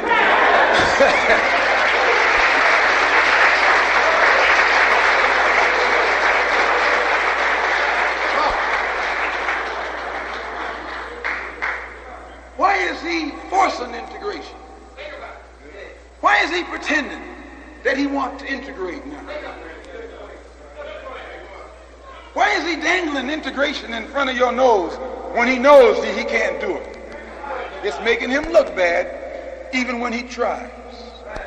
If you were in New York, you could listen to some of those United Nations debates when those Africans and Asians stand up and condemn the white man. Talk about him like a dog. Oh yeah, they do. They don't put that in the paper, but they talk about him like a dog. They say, how you gonna tell us, how you gonna straighten us out when you haven't yet put these Negroes where they should be? They're crucifying it on account of you. They're here, the white man, American white man, is trying to pose as the leader of the world. He want to tell everybody he's God. Here, I'm going to give you some wheat. I'm going to give you $20 billion in South America. I'm going to send another $400 million over to South Viet, what you call that, Min place. Another one over to Laos. Millions of dollars I'm going to send to Africa and Asia to prove to you all that I can help. And then they look back over here in America and see somebody the same color as they hanging on a tree. Jim Crow. Segregated.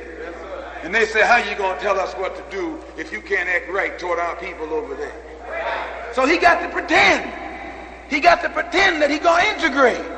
And see, and since the white man won't accept it, he got to force it a little bit. And it makes him look bad. He'll send $1 billion to India to buy them out. And because you really believe he meant what he said when he said integrate, you run out in the white neighborhood and they burn a cross on your lawn. Right. The next day that's on the front page in India, and his whole $1 billion went right down the drain. He said, I don't even want your money if you're not going to treat my people right. Can you see? So integration won't get it. He can't integrate. They'll go to war before they integrate. They'll wipe you out before they'll integrate. They'll only accept you on a token basis. Now, since you can see that integration won't work, takes too long. What you look like sitting around waiting for someone to pull the knife out your back, inch by inch, take it out right now. That's what you're gonna say. If you catch me with my hand in your pocket, you're gonna say, wait a minute, take it out. I say, well, I'm gonna take it out tomorrow. I won't even be able to take it out tomorrow. You cut my hand off. Well, that's the same way. Had a man committing all these crimes against our people, and he gonna talk about he gonna correct it gradually. No, he's not gonna correct it gradually. If he didn't correct it last week, he don't have time this week. Time has run out. Now, segregation won't work. So since we can't integrate and we don't want segregation, what are we gonna do? And this is the dilemma facing the so-called Negro. He never heard of nothing but integration and segregation. But God has raised up a man from your and my midst and shown this man that there's another way beside integration and segregation. The Honorable Elijah Muhammad teaches us that it is true integration won't work. Integration is hypocrisy. Integration is trick, subterfuge. Segregation is wrong. But the only thing that's right is separation.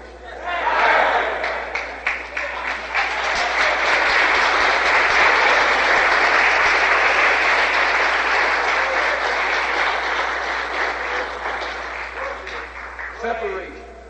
Only thing right is separation. Only thing just is separation. Only thing intelligent is separation. We write it in big print. If you haven't seen this word, I'm glad you showed me. I haven't had it for so long, but that's trouble.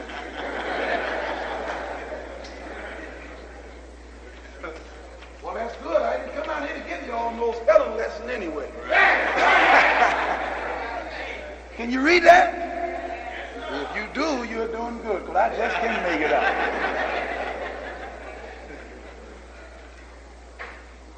Separation. What is the difference between segregation and separation? What is the difference?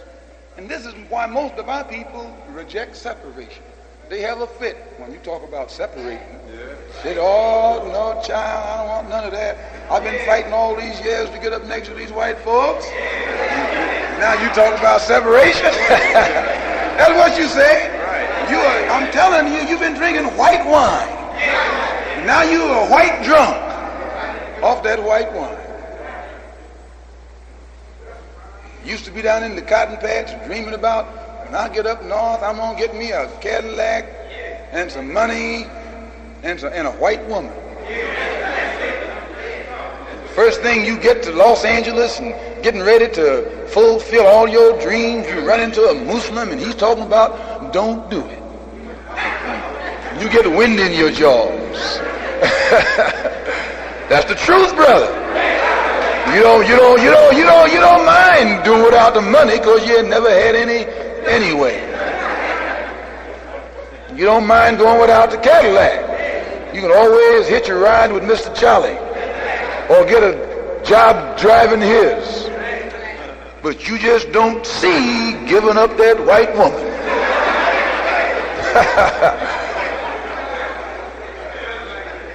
Brothers and sisters, the Honorable Elijah Muhammad has taught us that the basic difference between separation and segregation, he says that segregation is something that's forced upon you. Segregation is done forcibly to an inferior community by a superior community. Separation is done voluntarily by two equals. Segregation is done to an inferior by a superior. But separation is done voluntarily by two equals. You can separate from someone who is your equal. But when you are an inferior, your superior segregates you. You actually separated right now. You live in what's called the Negro community. That is separation. But that is a segregated separation. The present form of separation was forced on you by the white man. But if you were equal, you could separate yourself. The white man don't want you to separate yourself. He wants to do the separating. And when he does the separating, that's segregation. Do you understand? Do you understand? No, you don't. No, you don't. You don't understand.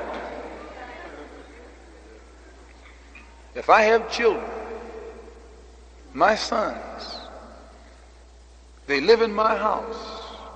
They look to me for food, for clothing, for shelter. They're dependent on me. And as long as they are dependent upon me, I control them. I tell them what time to come in. I tell them what time to go out. I tell them what room in the house they can sleep in and what room they can't sleep in. I segregate them. Is that right or wrong? Segregation is control. I segregate my children because they're dependent upon me. I'm feeding them. I'm clothing them. I'm housing them. I'm paying for their education, setting up their schools. So I tell them what to do. And they got to obey me. Long as they looking to me for sustenance, they got to do what I say. But when my son becomes 21, he think he's a man. He think he's my equal. He don't want me to tell him what to do anymore. But the only way I'll stop telling him what to do, where to sleep, what time to come in, who to associate with, is if he can prove he's my equal. What does he do? He leaves home. He leaves his father's house. He goes to get a job. He works for himself. He provides for himself. Provides his own house. Provides his own food. Provides his own clothes. And as soon as he starts providing for himself, he don't need me no more. He's separate. He's my equal. Is that right or wrong? If he's my equal, he doesn't need me. That doesn't mean he's against me. I'm his father. That doesn't mean he's anti-me. I reared him. Why? I taught the boy what he knows. I put clothes on his back. Now he leaves. That's separation. We part as friends.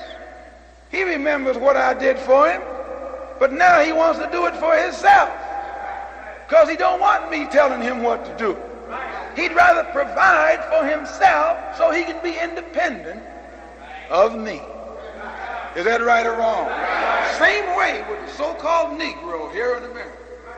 The Honorable Elijah Muhammad teaches us that we've been boys underneath the white man, underneath the great white father.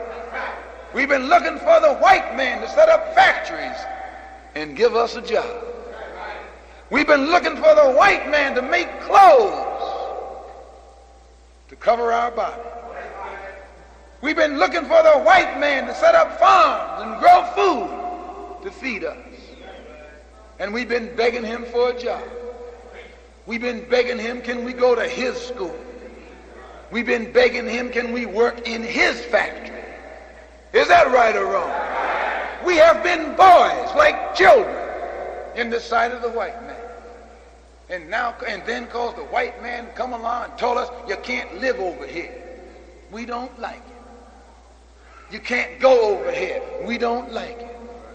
As long as we are relying upon the white man to provide us with the things that we need, he has the right to tell us what to do. If you got the right to tell your children what to do because you are providing for them, then the white man has the right to tell us what to do as long as he's providing for us. So the Honorable Elijah Muhammad says if the so-called Negroes in America are tired of the white man segregating us, if you are tired of the white man's Jim Crow, if you're tired of the white man's dictatorial policy, then the only way you can stop it, you got to separate from the white man. Take a step for yourself. Set up farms and feed yourself. Set up factories and make clothes for yourself.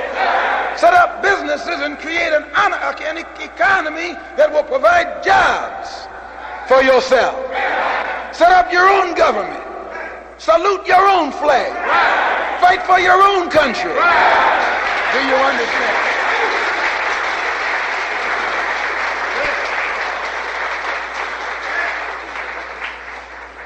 And if you're not man enough to do that, you should keep out of the white man's face. If you can't go for yourself, if you can't walk on your own 2 feet, you need to be shot. You don't deserve to breathe our air. You don't deserve to walk in our sunshine. You don't deserve to walk on our earth.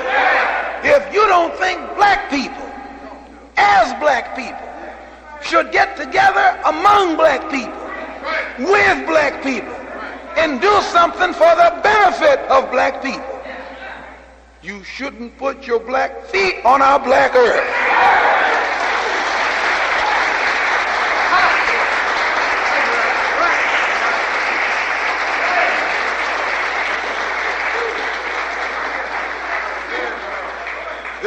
This is a new day.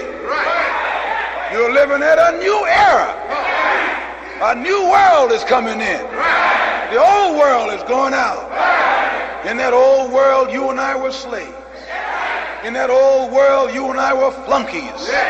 In that old world, you and I were lackeys for the white man. But that old world is going out. We're living at the end of that old world. The white man sees the handwriting on the wall. He sees smoke in his kitchen. And it's not coming from the stove.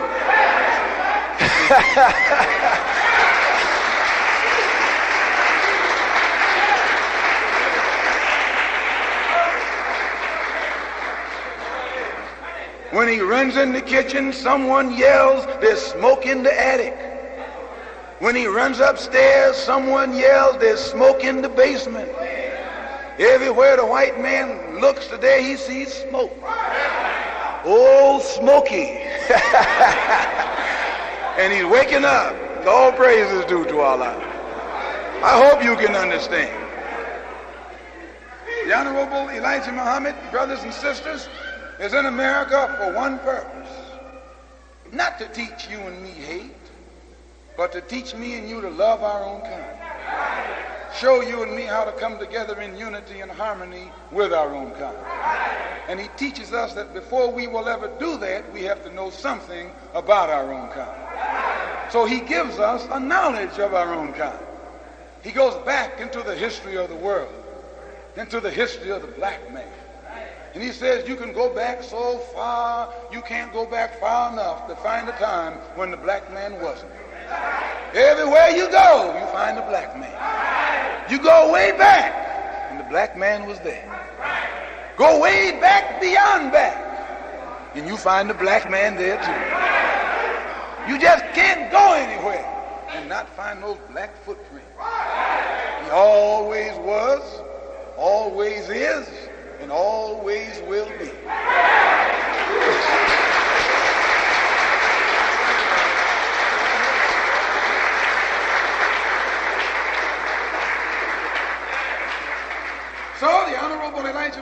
said, since the white man can't bring about integration, and since you and I today are too wise and fearless to accept continued segregation, separation is the only alternative. Complete separation.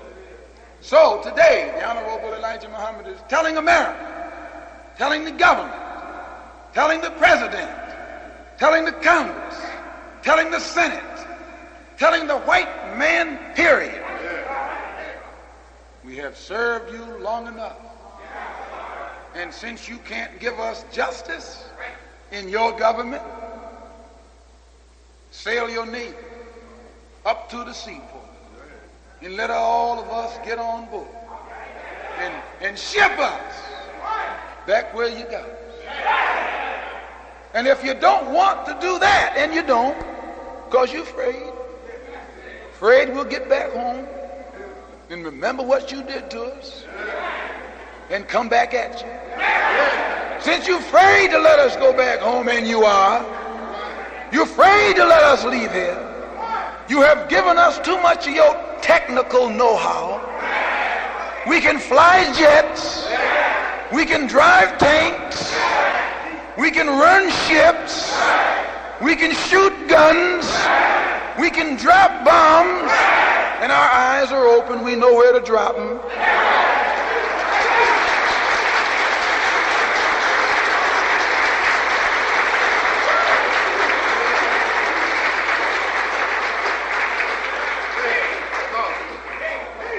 You're afraid to let us go.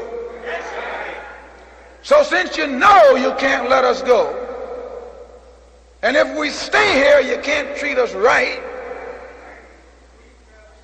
divide the country with us. We got to have a payday. We got to be paid. We got to collect. Collecting time is here. You either gonna give us something or wipe us all out. You hear what I say?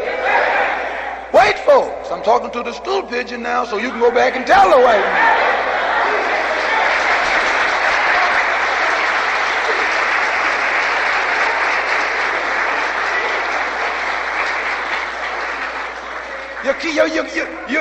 You can't put us in jail. The jails are already full of Muslims. Everybody in there already been converted. You got no place to put us. What you gonna do? Send us home? If you don't want us to go home, treat us right. And you know you can't treat us right, so separate this house. Give us part of it. Give us some of it. And let us go for ourselves. And if you won't share it with us, we'll burn it down. We'll mess it up.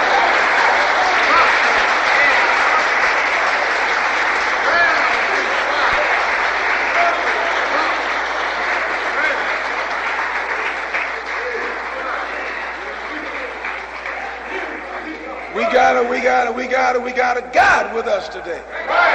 We got a God on our side. If we can't get to you, our God will get to you. He's after you already. All we got to do is call on him and ask him, get him, Lord. And he'd be right on it.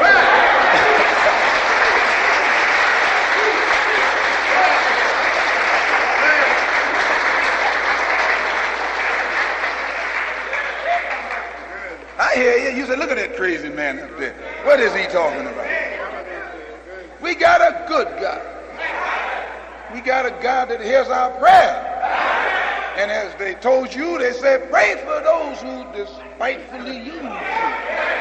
And we pray for them. We pray that the airplanes will fall out the sky, loaded with white women and white babies.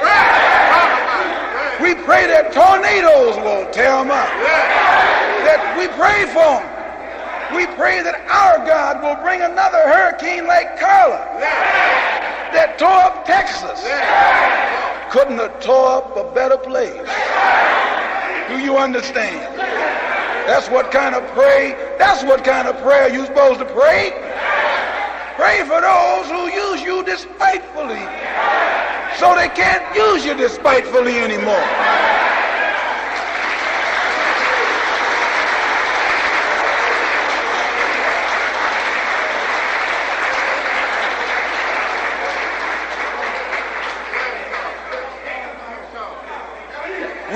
We pray for floods. Floods. That's what Moses prayed for when his people were in the house of bondage. Floods. Make them wet where they used to be dry. Drought. Make them dry where they used to be wet. Tornadoes. Twist them up. Turn them around. Upside down. Uproot them. Talking to our God, and I know he'll hear our prayer. Hit him with hurricanes on the East Coast, earthquakes on the West Coast, and tornadoes all in between.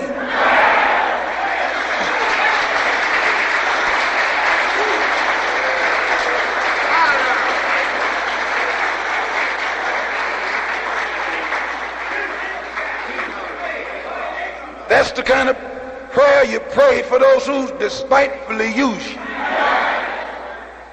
Make their trains jump the track. Make their cars collide head on. That's a prayer. And that's a beautiful prayer. I was coming out on the airplane the other day. It was loaded with white folks. I said, Lord, I hope you crack this plane up and kill all these people and save for me.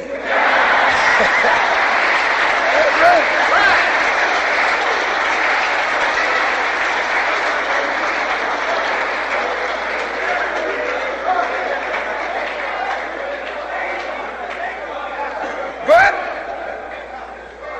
I said one good thing, Lord, if you get me now, you will sure get a lot of them with me. And I'll die happy. That's a good prayer.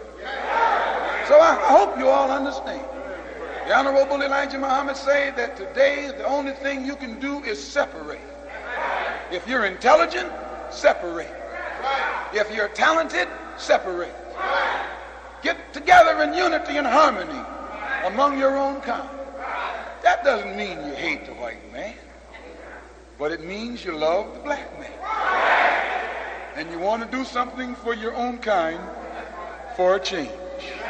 The white man always thinks in terms of black and white. Always black and white. Religiously, he thinks of black and white. Economically, black and white. Politically, black and white. I hear they trick you all right here out of something. What do they call that thing? Yeah, Jerry, they bought Jerry in the deal again and mandated you all right on out of what you're supposed to have. They are political crooks. Every time enough of you get in a neighborhood where you'll have power, they bring in a freeway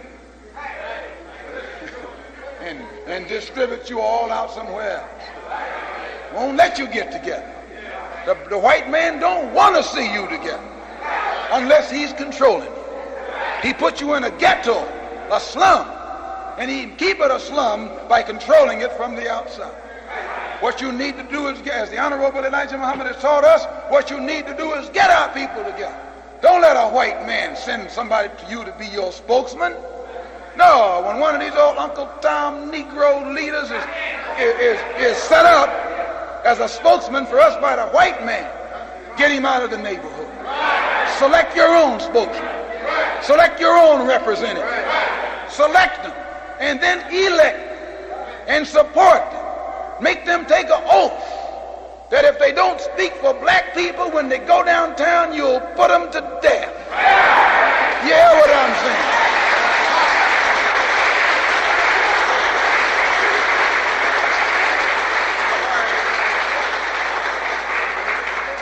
Don't let no Negro stand up and speak for you that has been put up there by the white man. He's not talking for you. He's talking for the white man. We want black leaders who got black voices. Talk that black talk for black people. And if you can't talk that kind of talk, don't call yourself a Negro leader or a Negro spokesman. Just take the tag Judas. Right. And when Judas woke up and found out what he was doing, the book says he took the rope. He went and hung himself. But we'll do you a favor. We won't give you a chance to hang yourself. Do you understand? Now, if anything is wrong with that, then you need some more wrong. Don't let no more Negroes call themselves Negro spokesmen. Put them down there yourself. Get together in your community and find out who's going to speak for you. And make him take an oath that if he don't act right, you can take his life. And then just cut him a little bit to let him know what you'll do if he don't act right.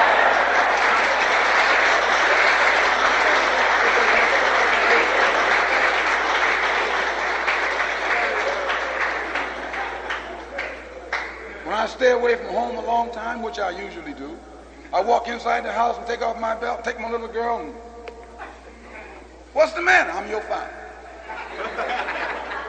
Don't want you to forget it.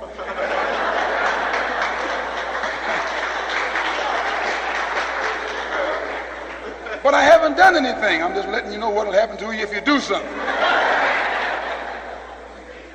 And that's what you got to do to these old Uncle Tom Negroes.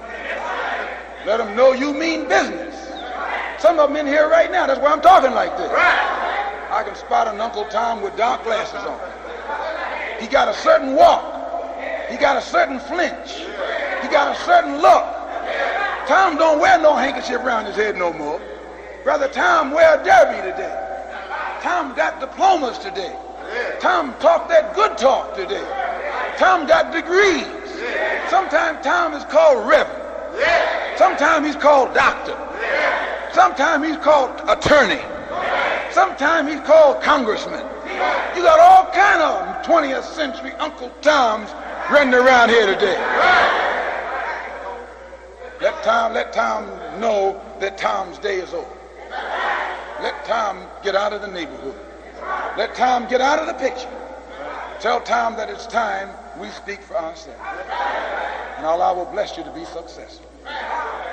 Praise is due to Allah. So on that note, brothers and sisters, I bring my talk for today to a close as I greet you in the name of Allah and His Messenger, the Honorable Elijah Muhammad. Assalamu alaikum.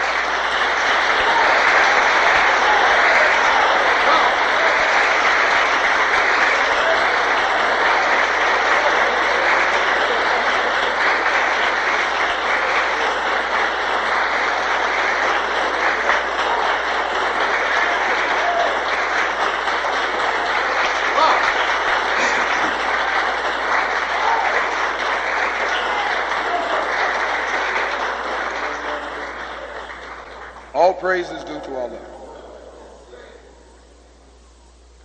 At this time, if any of you have any questions pertaining to anything that has been said here today that you don't understand, we have about 10 minutes, during which time you may feel free to stand and state your question.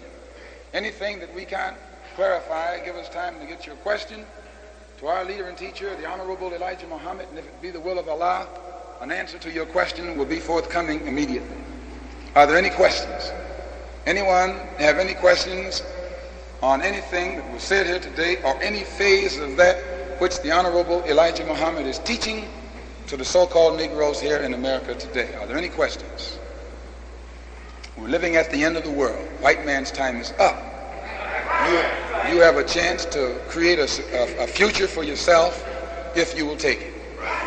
If you don't take it, then it'll just be too late. I would point out in closing too that if you doubt or think that what the Honorable Elijah Muhammad is saying is wrong, pick up the newspaper, read what's going on in the UN, the different divisions, the blocks, the sides that have been drawn up. Read closely and carefully between the lines and see what they're saying, what their thinking is about the future of the world, and I think you'll have to agree that the world's in bad shape.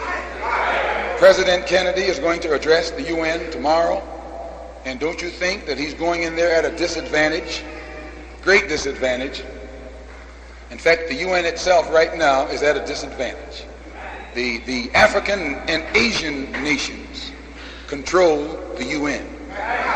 And they control it to the point where now whoever they want in can get in, whoever they want to keep out has to stay out.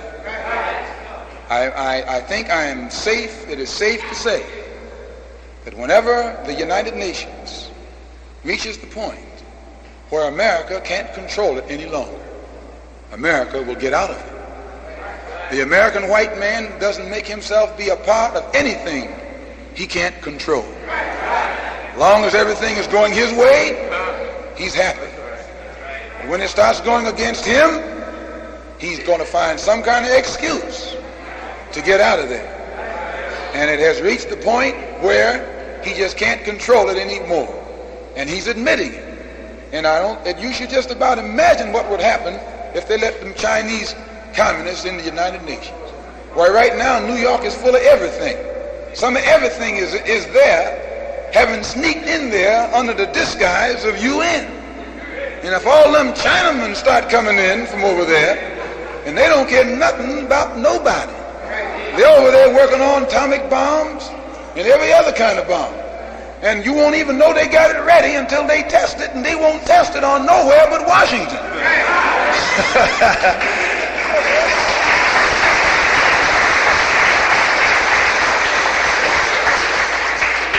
That's the truth.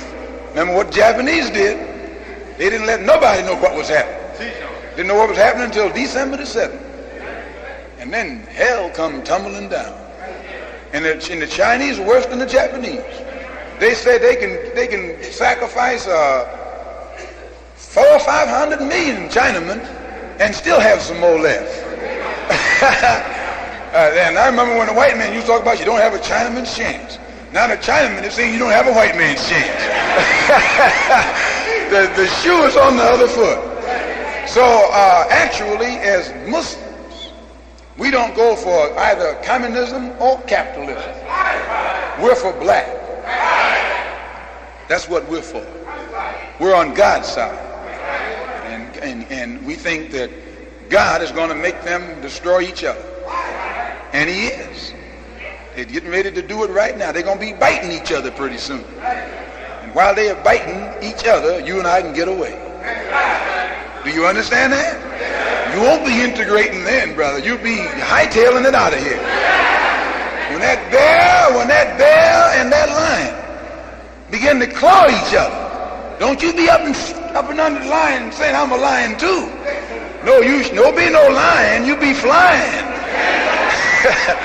Away from there as fast as you can, and then you might be saved. That's your only salvation.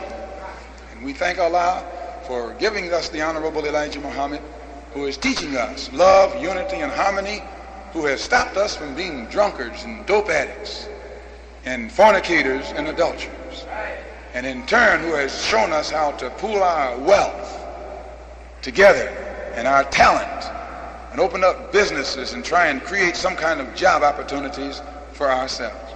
We thank Allah for giving us a leader who is able to look out for us religiously, politically, and economically.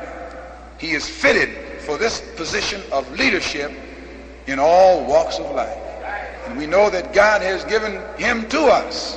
And we thank God, our God, for giving us sense enough and nerve enough to follow him.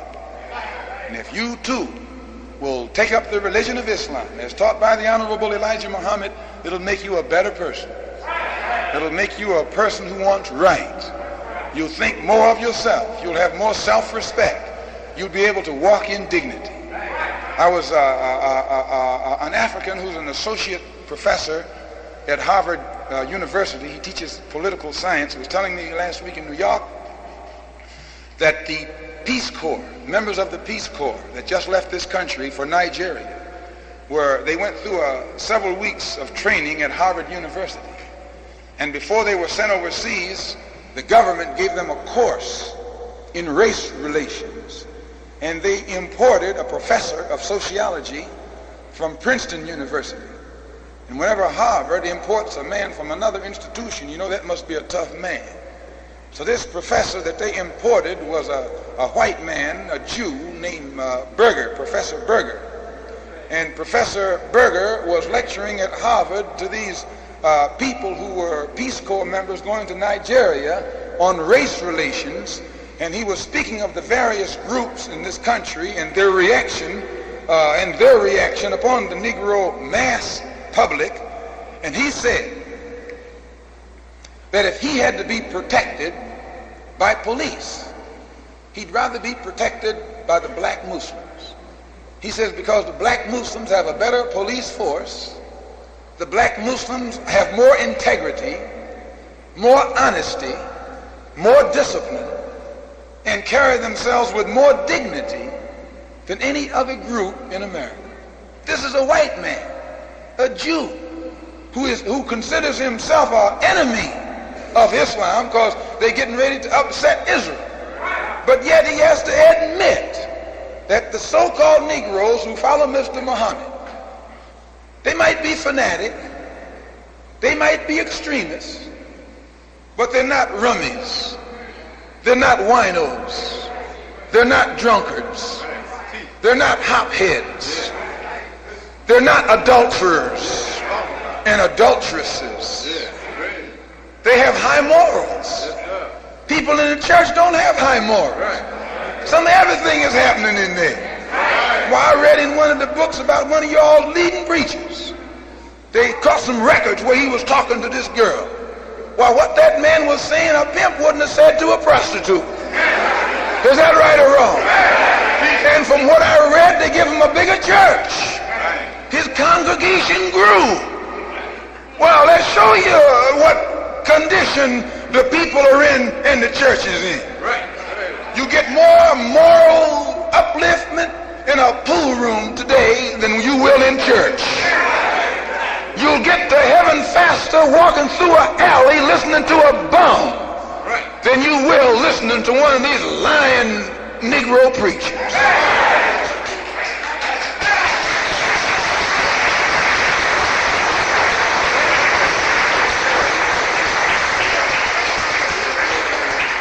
And I should know what I'm talking about. My father was a preacher, Christian preacher. Are there any questions? Any more questions?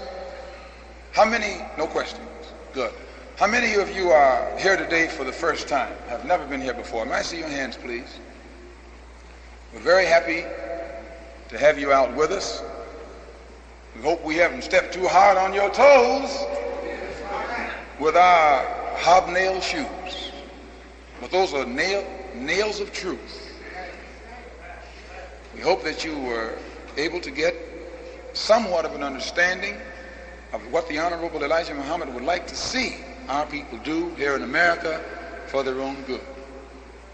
And those of you who have listened attentively, patiently, even tolerantly, I would like to ask you, how many of you think that what you have heard taught here this afternoon, what the Honorable Elijah Muhammad is teaching our people, is the truth and is good for our people? I'd like to see your hand.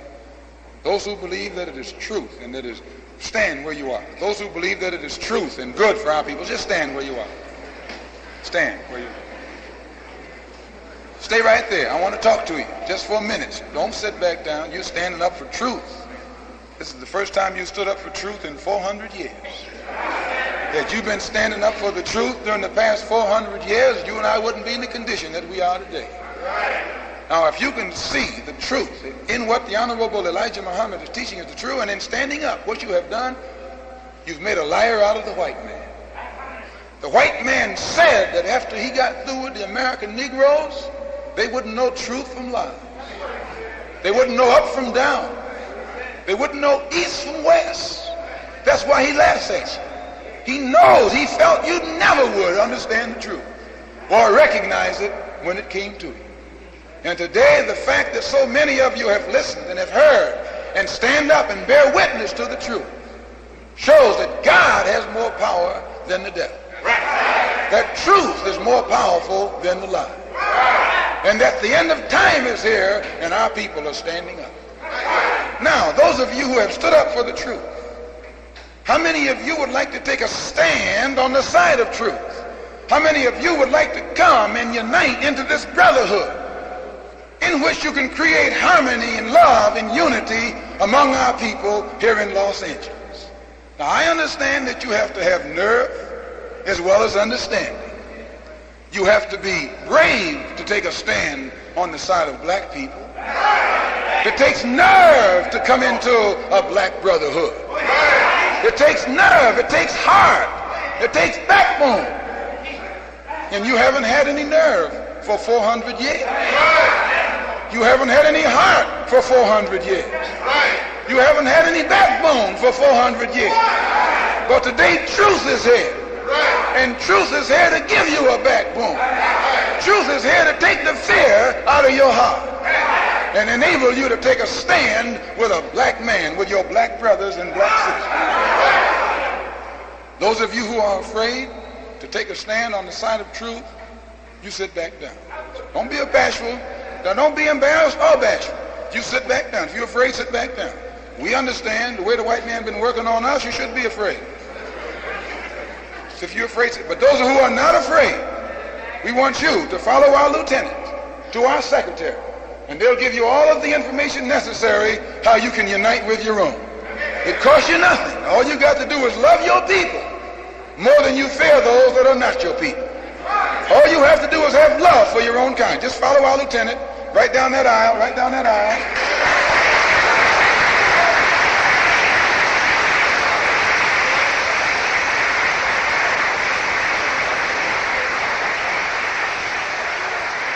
All praises due. Yes. All praises due to Allah. You on your questions from a good place too.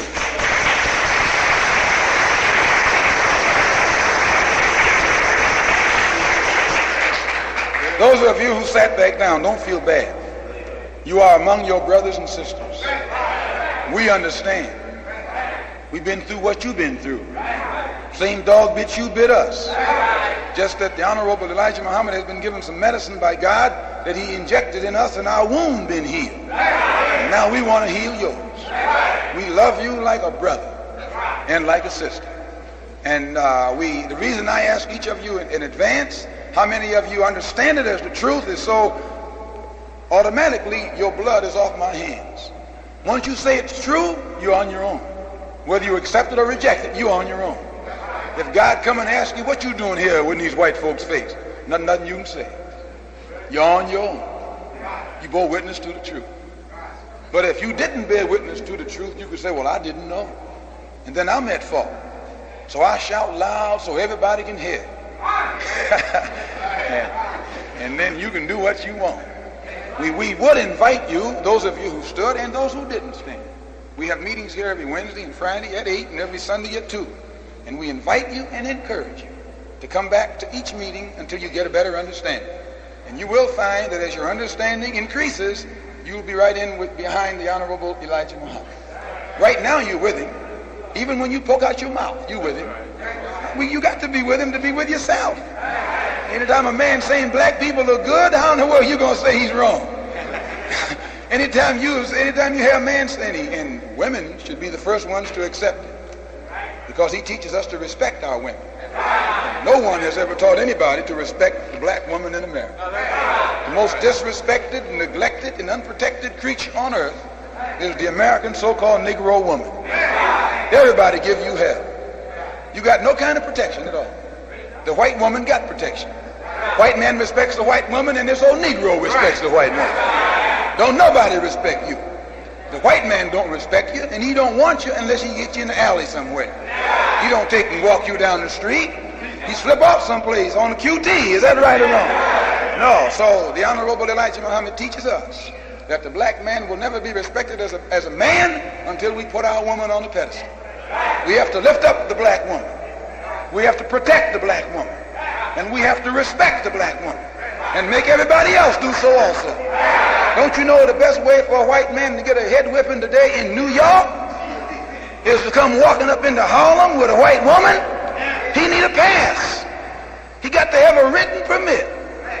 Got to have some kind of good explanation for being with a black woman on the streets of Harlem. They'll take his head. Now some of y'all don't like that because you want the white man. You don't fool me. I know you. You always thought that you was the only one that wanted her. The white woman, no, she want him too, but she's more tricky. She know how to pretend like she don't when she does. She know how to pretend like she isn't when she is. But Almighty God has opened up everybody's eyes. Today you can see him when he's out of line, and he can see you when you're out of line. That's fair, isn't it? So the Honorable Elijah Muhammad has taught us that our women should carry themselves in a respectful way. Carry yourself upright. Carry yourself with dignity. Carry yourself with decency. Display the highest moral standards. And when somebody gets out of line with you, we'll take his head.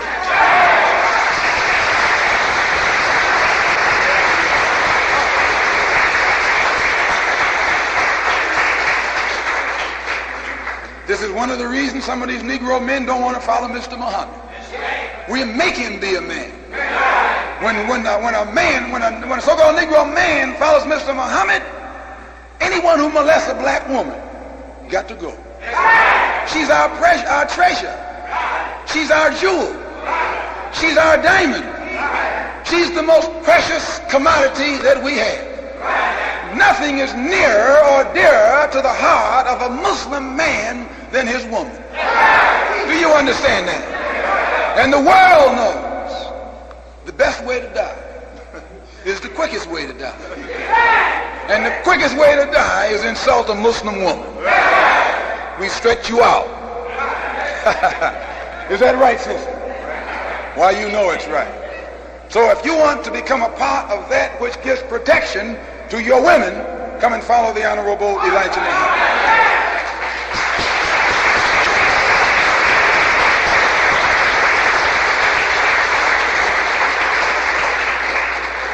So, brothers and sisters, I thank Minister John for allowing me these moments this afternoon.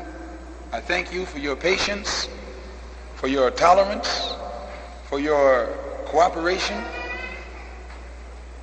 If it is the will of Allah, it's my intention to be here for another week. At this time, however, I'd like to give you the greetings from our beloved leader and teacher. Everybody, please stand. Stand up. You used to say you was going to stand up for Jesus. There's a few moments before the meeting started, I had an opportunity to speak with the messenger over the telephone. He was in very good spirits. His mind was on Los Angeles. He had been listening to the radio program that was made from here the other night. He was in high spirits. He wanted to know how you were doing. I told him you were doing well. That Minister John is doing a wonderful job out here. That Captain Edward is doing a wonderful job. Captain Mamie is doing a wonderful job. Secretary Ronald is doing a wonderful job. And all of the Muslims are cooperating with the officials, making progress in Los Angeles. So that made him very happy. News of progress always brings happiness.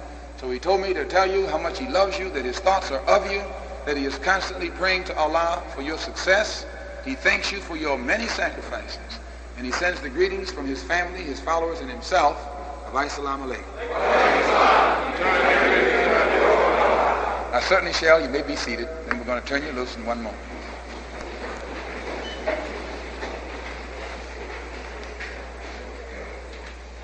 If it be Allah's will, we will, I hope to be here Wednesday, Friday, and most certainly next Sunday.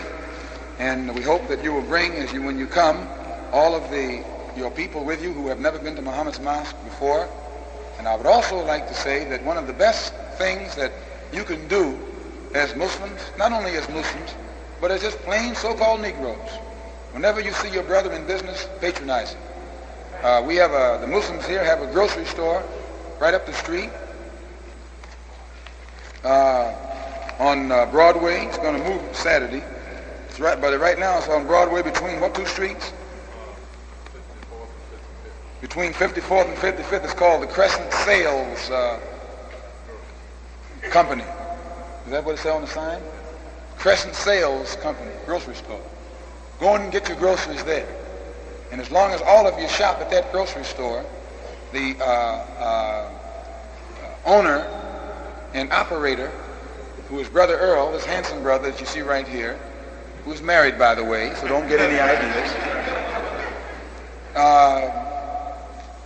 As long as you shop there, he can channel all of your purchases, the money from your purchases, right back into more stock, and it grows and grows and grows. And this puts him in a position to give jobs to you.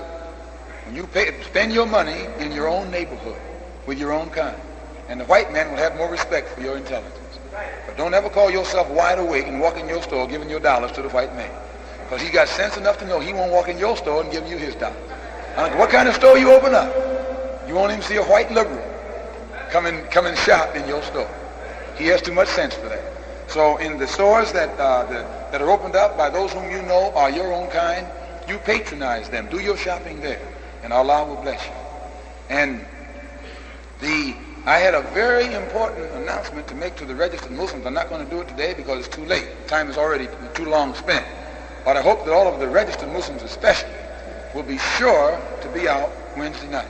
I want to give you, Minister John, by the way, has a letter from the messenger that needs to be read, and it should be read to the registered Muslims, and it's too late today. We've already texted you long, and so we hope that the registered Muslims, brothers and sisters, will be certain to be out Wednesday night. Can we count on that? Yes. Very good. So brothers and sisters, I thank you again and again and again, and I hope that if I have stepped too heavy on some of your tender toes, and I know I have, because when I'm up here talking, I watch your face. I can tell when you're saying ouch. But as long as you say ouch with a smile, that's all right. And because I'm going to talk about you with a smile. So since I'm smiling, when I talk about you, you be intelligent enough to smile right on back. And then we'll continue to be brothers and sisters, and eventually your understanding will grow to the point where you too will say, all praise is due to Allah. So if I have stepped too heavily upon your toes, I do hope that you will forgive me and give me an opportunity to do it again in the very near future. And always remember that what the Honorable Elijah Muhammad is teaching is designed for the benefit of our people. You may not think so, but when you go home, even though your mouth is poked out right now, and I see some of them poked out, wind in your jaws, when you go home and as you're telling how crazy those people are down there, and I hope the law come in and arrest them and lock them up, if they were going to do that, they would have done it already. And if they haven't done it yet, then they're delinquent in their duty. So we're not against the government. We're against oppression. We're against exploitation. We're against the injustices that we've received. And if the government is practicing that, then let the chips fall where they may. So be back with us Wednesday and Friday and Sunday. And again, I thank Minister John, and I thank you. In the name of Allah and His Messenger, the most honorable and humble Elijah Muhammad, I turn you now into the hands of Minister John here at Mosque number 27, who is doing a wonderful job not only in Los Angeles, but all up and down the West Coast. As I greet you, Assalamu alaikum.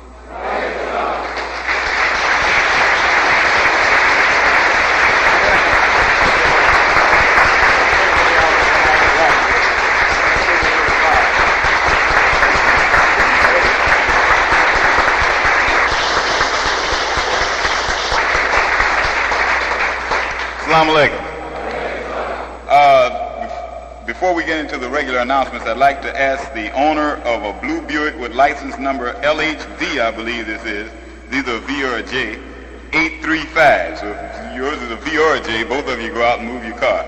And NAA, a black Ford with license number NAH 959. Please move your car off the lot or it'll get towed away and it'll cost you some money, and we don't have any money to be giving up to white folks. Is that right? Right. Praise is due to Allah. I would like to also announce, Brother Minister Malcolm pointed out that everyone should be here Wednesday night and Friday night. Come back, bring all your friends. And also next Sunday, come prepared to spend the day. Bring a lot of folks with you and come prepared to spend all day, have an all-day outing with us. We'll meet here regularly at 2 o'clock in the afternoon, and the meeting won't be quite as long. And immediately after the meeting, after Brother Minister Malcolm gets through teaching, then we'll have you step aside for a minute while we set up dinner tables, and we'll all sit down and eat dinner and talk over what he taught, and then we'll leave here and go over on Central to the Garden of Prayer and let him teach us some more and settle the arguments or the discussion we have over dinner. Is that all right? Praise is due to Allah.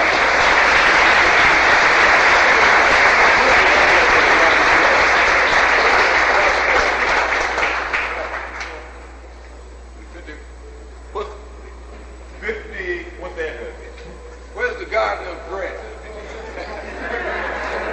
Somewhere on 54th and Central. You can't miss it. The old Savoy Theater. Is it the Old Savoy?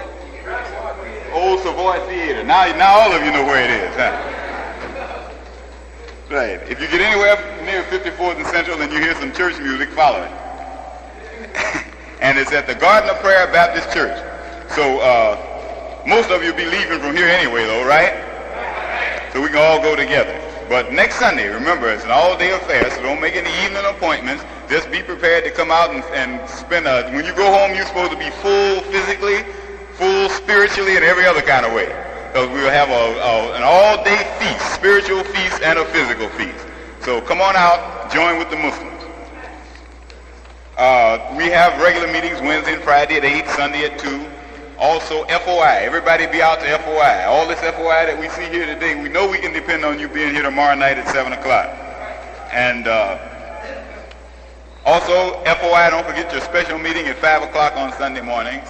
And don't forget your Saturday meetings where you push the Messengers program 100%. While we are giving these announcements, we'd like for the brothers with the collection pails to come out. Because those of you who were here Wednesday night and Friday night, you know that we would like to bear the expense of Brother Minister Malcolm coming 3,000 miles to give us a hand and spending time away from his duties at home in order to perform some duties out here.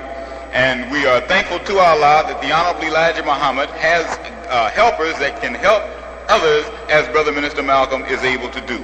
And to show our appreciation, we should never let that helper have to help us at his expense. So we should bear the expense, and we ask all of you to bring out an extra $1 when you come. And this past Friday, those of you who came out, most of you brought that extra $1.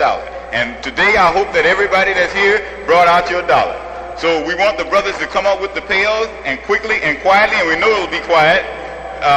We want you to pass the baskets among the people here, and don't forget the ones standing up, and don't forget the ones sitting down.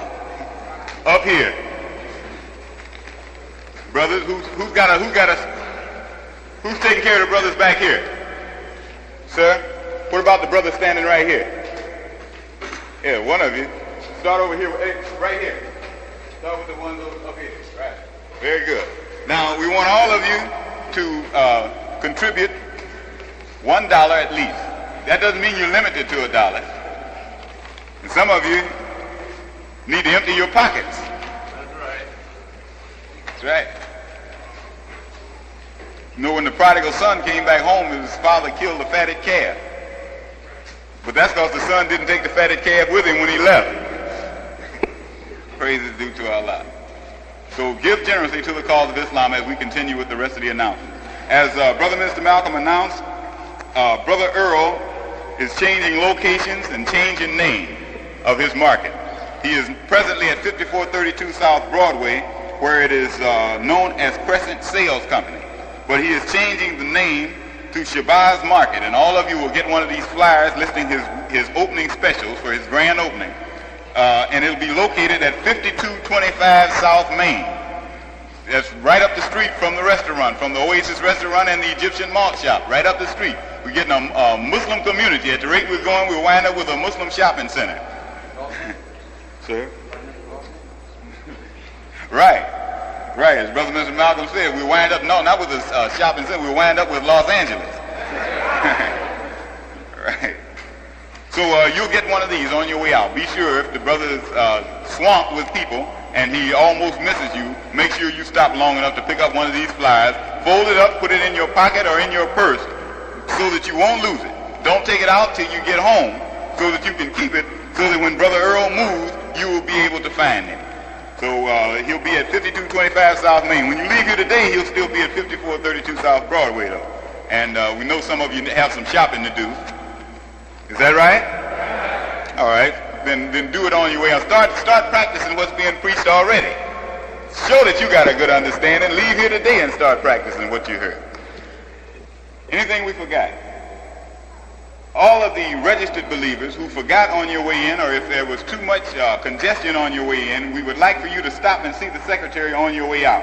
And we want you to wait and let all of the visitors pass out first.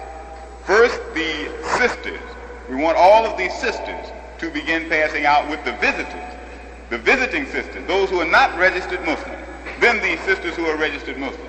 Then we ask the brothers who are visitors to pass out next. Then after everybody else is passed out, the only ones that will be left will be male Muslims. F-O-I, the fruit of Islam. Then we want each of you then, after all the congestion is over, to pass by, and on your way out, stop and see the secretary. Is that understood? If you didn't see him on your way out, I don't mean if you happen to see him across the room, if you didn't stop and consult with him on your way in, then stop and go in consultation with him on your way out. Is that clear? All praise is due to Allah. So we want to thank Minister Malcolm, and we're thankful to Allah and thankful to the Honorable Elijah Muhammad for permitting him to come here and help us. And we hope and pray that he will be as successful in aiding us in the coming week as he has been in the past week. And if he does this, then I know Allah will bless us with more success and faster success than we have ever had. So, brothers and sisters, is there anything else I forgot? Forget any announcements. Those from the outlying temples, don't forget what you were told Friday night. Because I think some of you might not have been here Friday night from the outlying temples, but if you're here today, remember that your duty to the mosque where you are still stands. And the fact that you're away doesn't mean that things get cheaper. The landlord's not counting the days you're there, he's counting the months. All registered believers, you know that all this week everything will be jumping, as it was mostly jumping last week. This coming Tuesday night, all registered believers try to be out for a unity meeting, and those in process too. And even those of you who are just visiting with us. If you don't know how Muslims socialize and you can't wait till next Sunday to see how we socialize, well, come on out Tuesday night and see how we socialize. You'll find out that Muslims socialize different from anybody else. And once you socialize with Muslims, the rest of that socializing won't be nothing but like a bubble to you, full of air. That's right. It's the only time when you socialize and actually get something out of it. So come out and socialize with us this coming Tuesday night at Unity meeting. And those of you who might, when the basket went by, if you dug in the wrong pocket and didn't come up with as much as you thought you were, the basket could be standing there when you go out. But the rest of you, registered brothers, registered sisters, stop on your way out and see the secretary. I'll tell him. Very good. All right then, if there's no further announcements, let us all please stand. And remember, Wednesday night we have a very special letter to read to you from the Honorable Elijah Muhammad. Don't forget it. If you miss it, you just missed it. So be sure and be out. Now at this time we would like for all of you to stand, or in the position you're standing, stand up tall, stand up straight, with your head slightly bowed, your eyes closed in reverence, your hands outstretched, and follow our minister, Minister Malcolm, from number 7 in New York. Follow him silently in the Muslim closing prayer. In the name of Allah, the Beneficent, the Merciful. All praise is due to Allah, the Lord of the worlds, the Beneficent, the Merciful, Master of this day of judgment in which we now live. Thee do we serve, thee do we beseech for thine aid. Guide us on the right path, the path of those upon whom thou hast bestowed favors, not of those upon whom thy wrath is brought down, nor of those who go astray after they have heard thy teaching. O Allah, thou art the one God. Thou art he of whom nothing is independent, but upon whom we all depend. Thou begettest not, nor art thou begotten, and none is like thee. And I bear witness that none deserves to be served or worshipped besides thee. And I bear witness the Honorable Elijah Muhammad is thy true servant and last apostle. Ameen. Brothers and sisters, our leader and teacher, the Honorable Elijah Muhammad, has instructed us to teach you to see that when you leave here, remember to go home and do nothing unto anyone that you would not like to have done unto yourself. Love your brother and your sister with all your heart, mind, and soul. Never be the aggressor. Never look for trouble. But if anyone molests you, we don't teach you to turn the other cheek. Assalamu alaikum.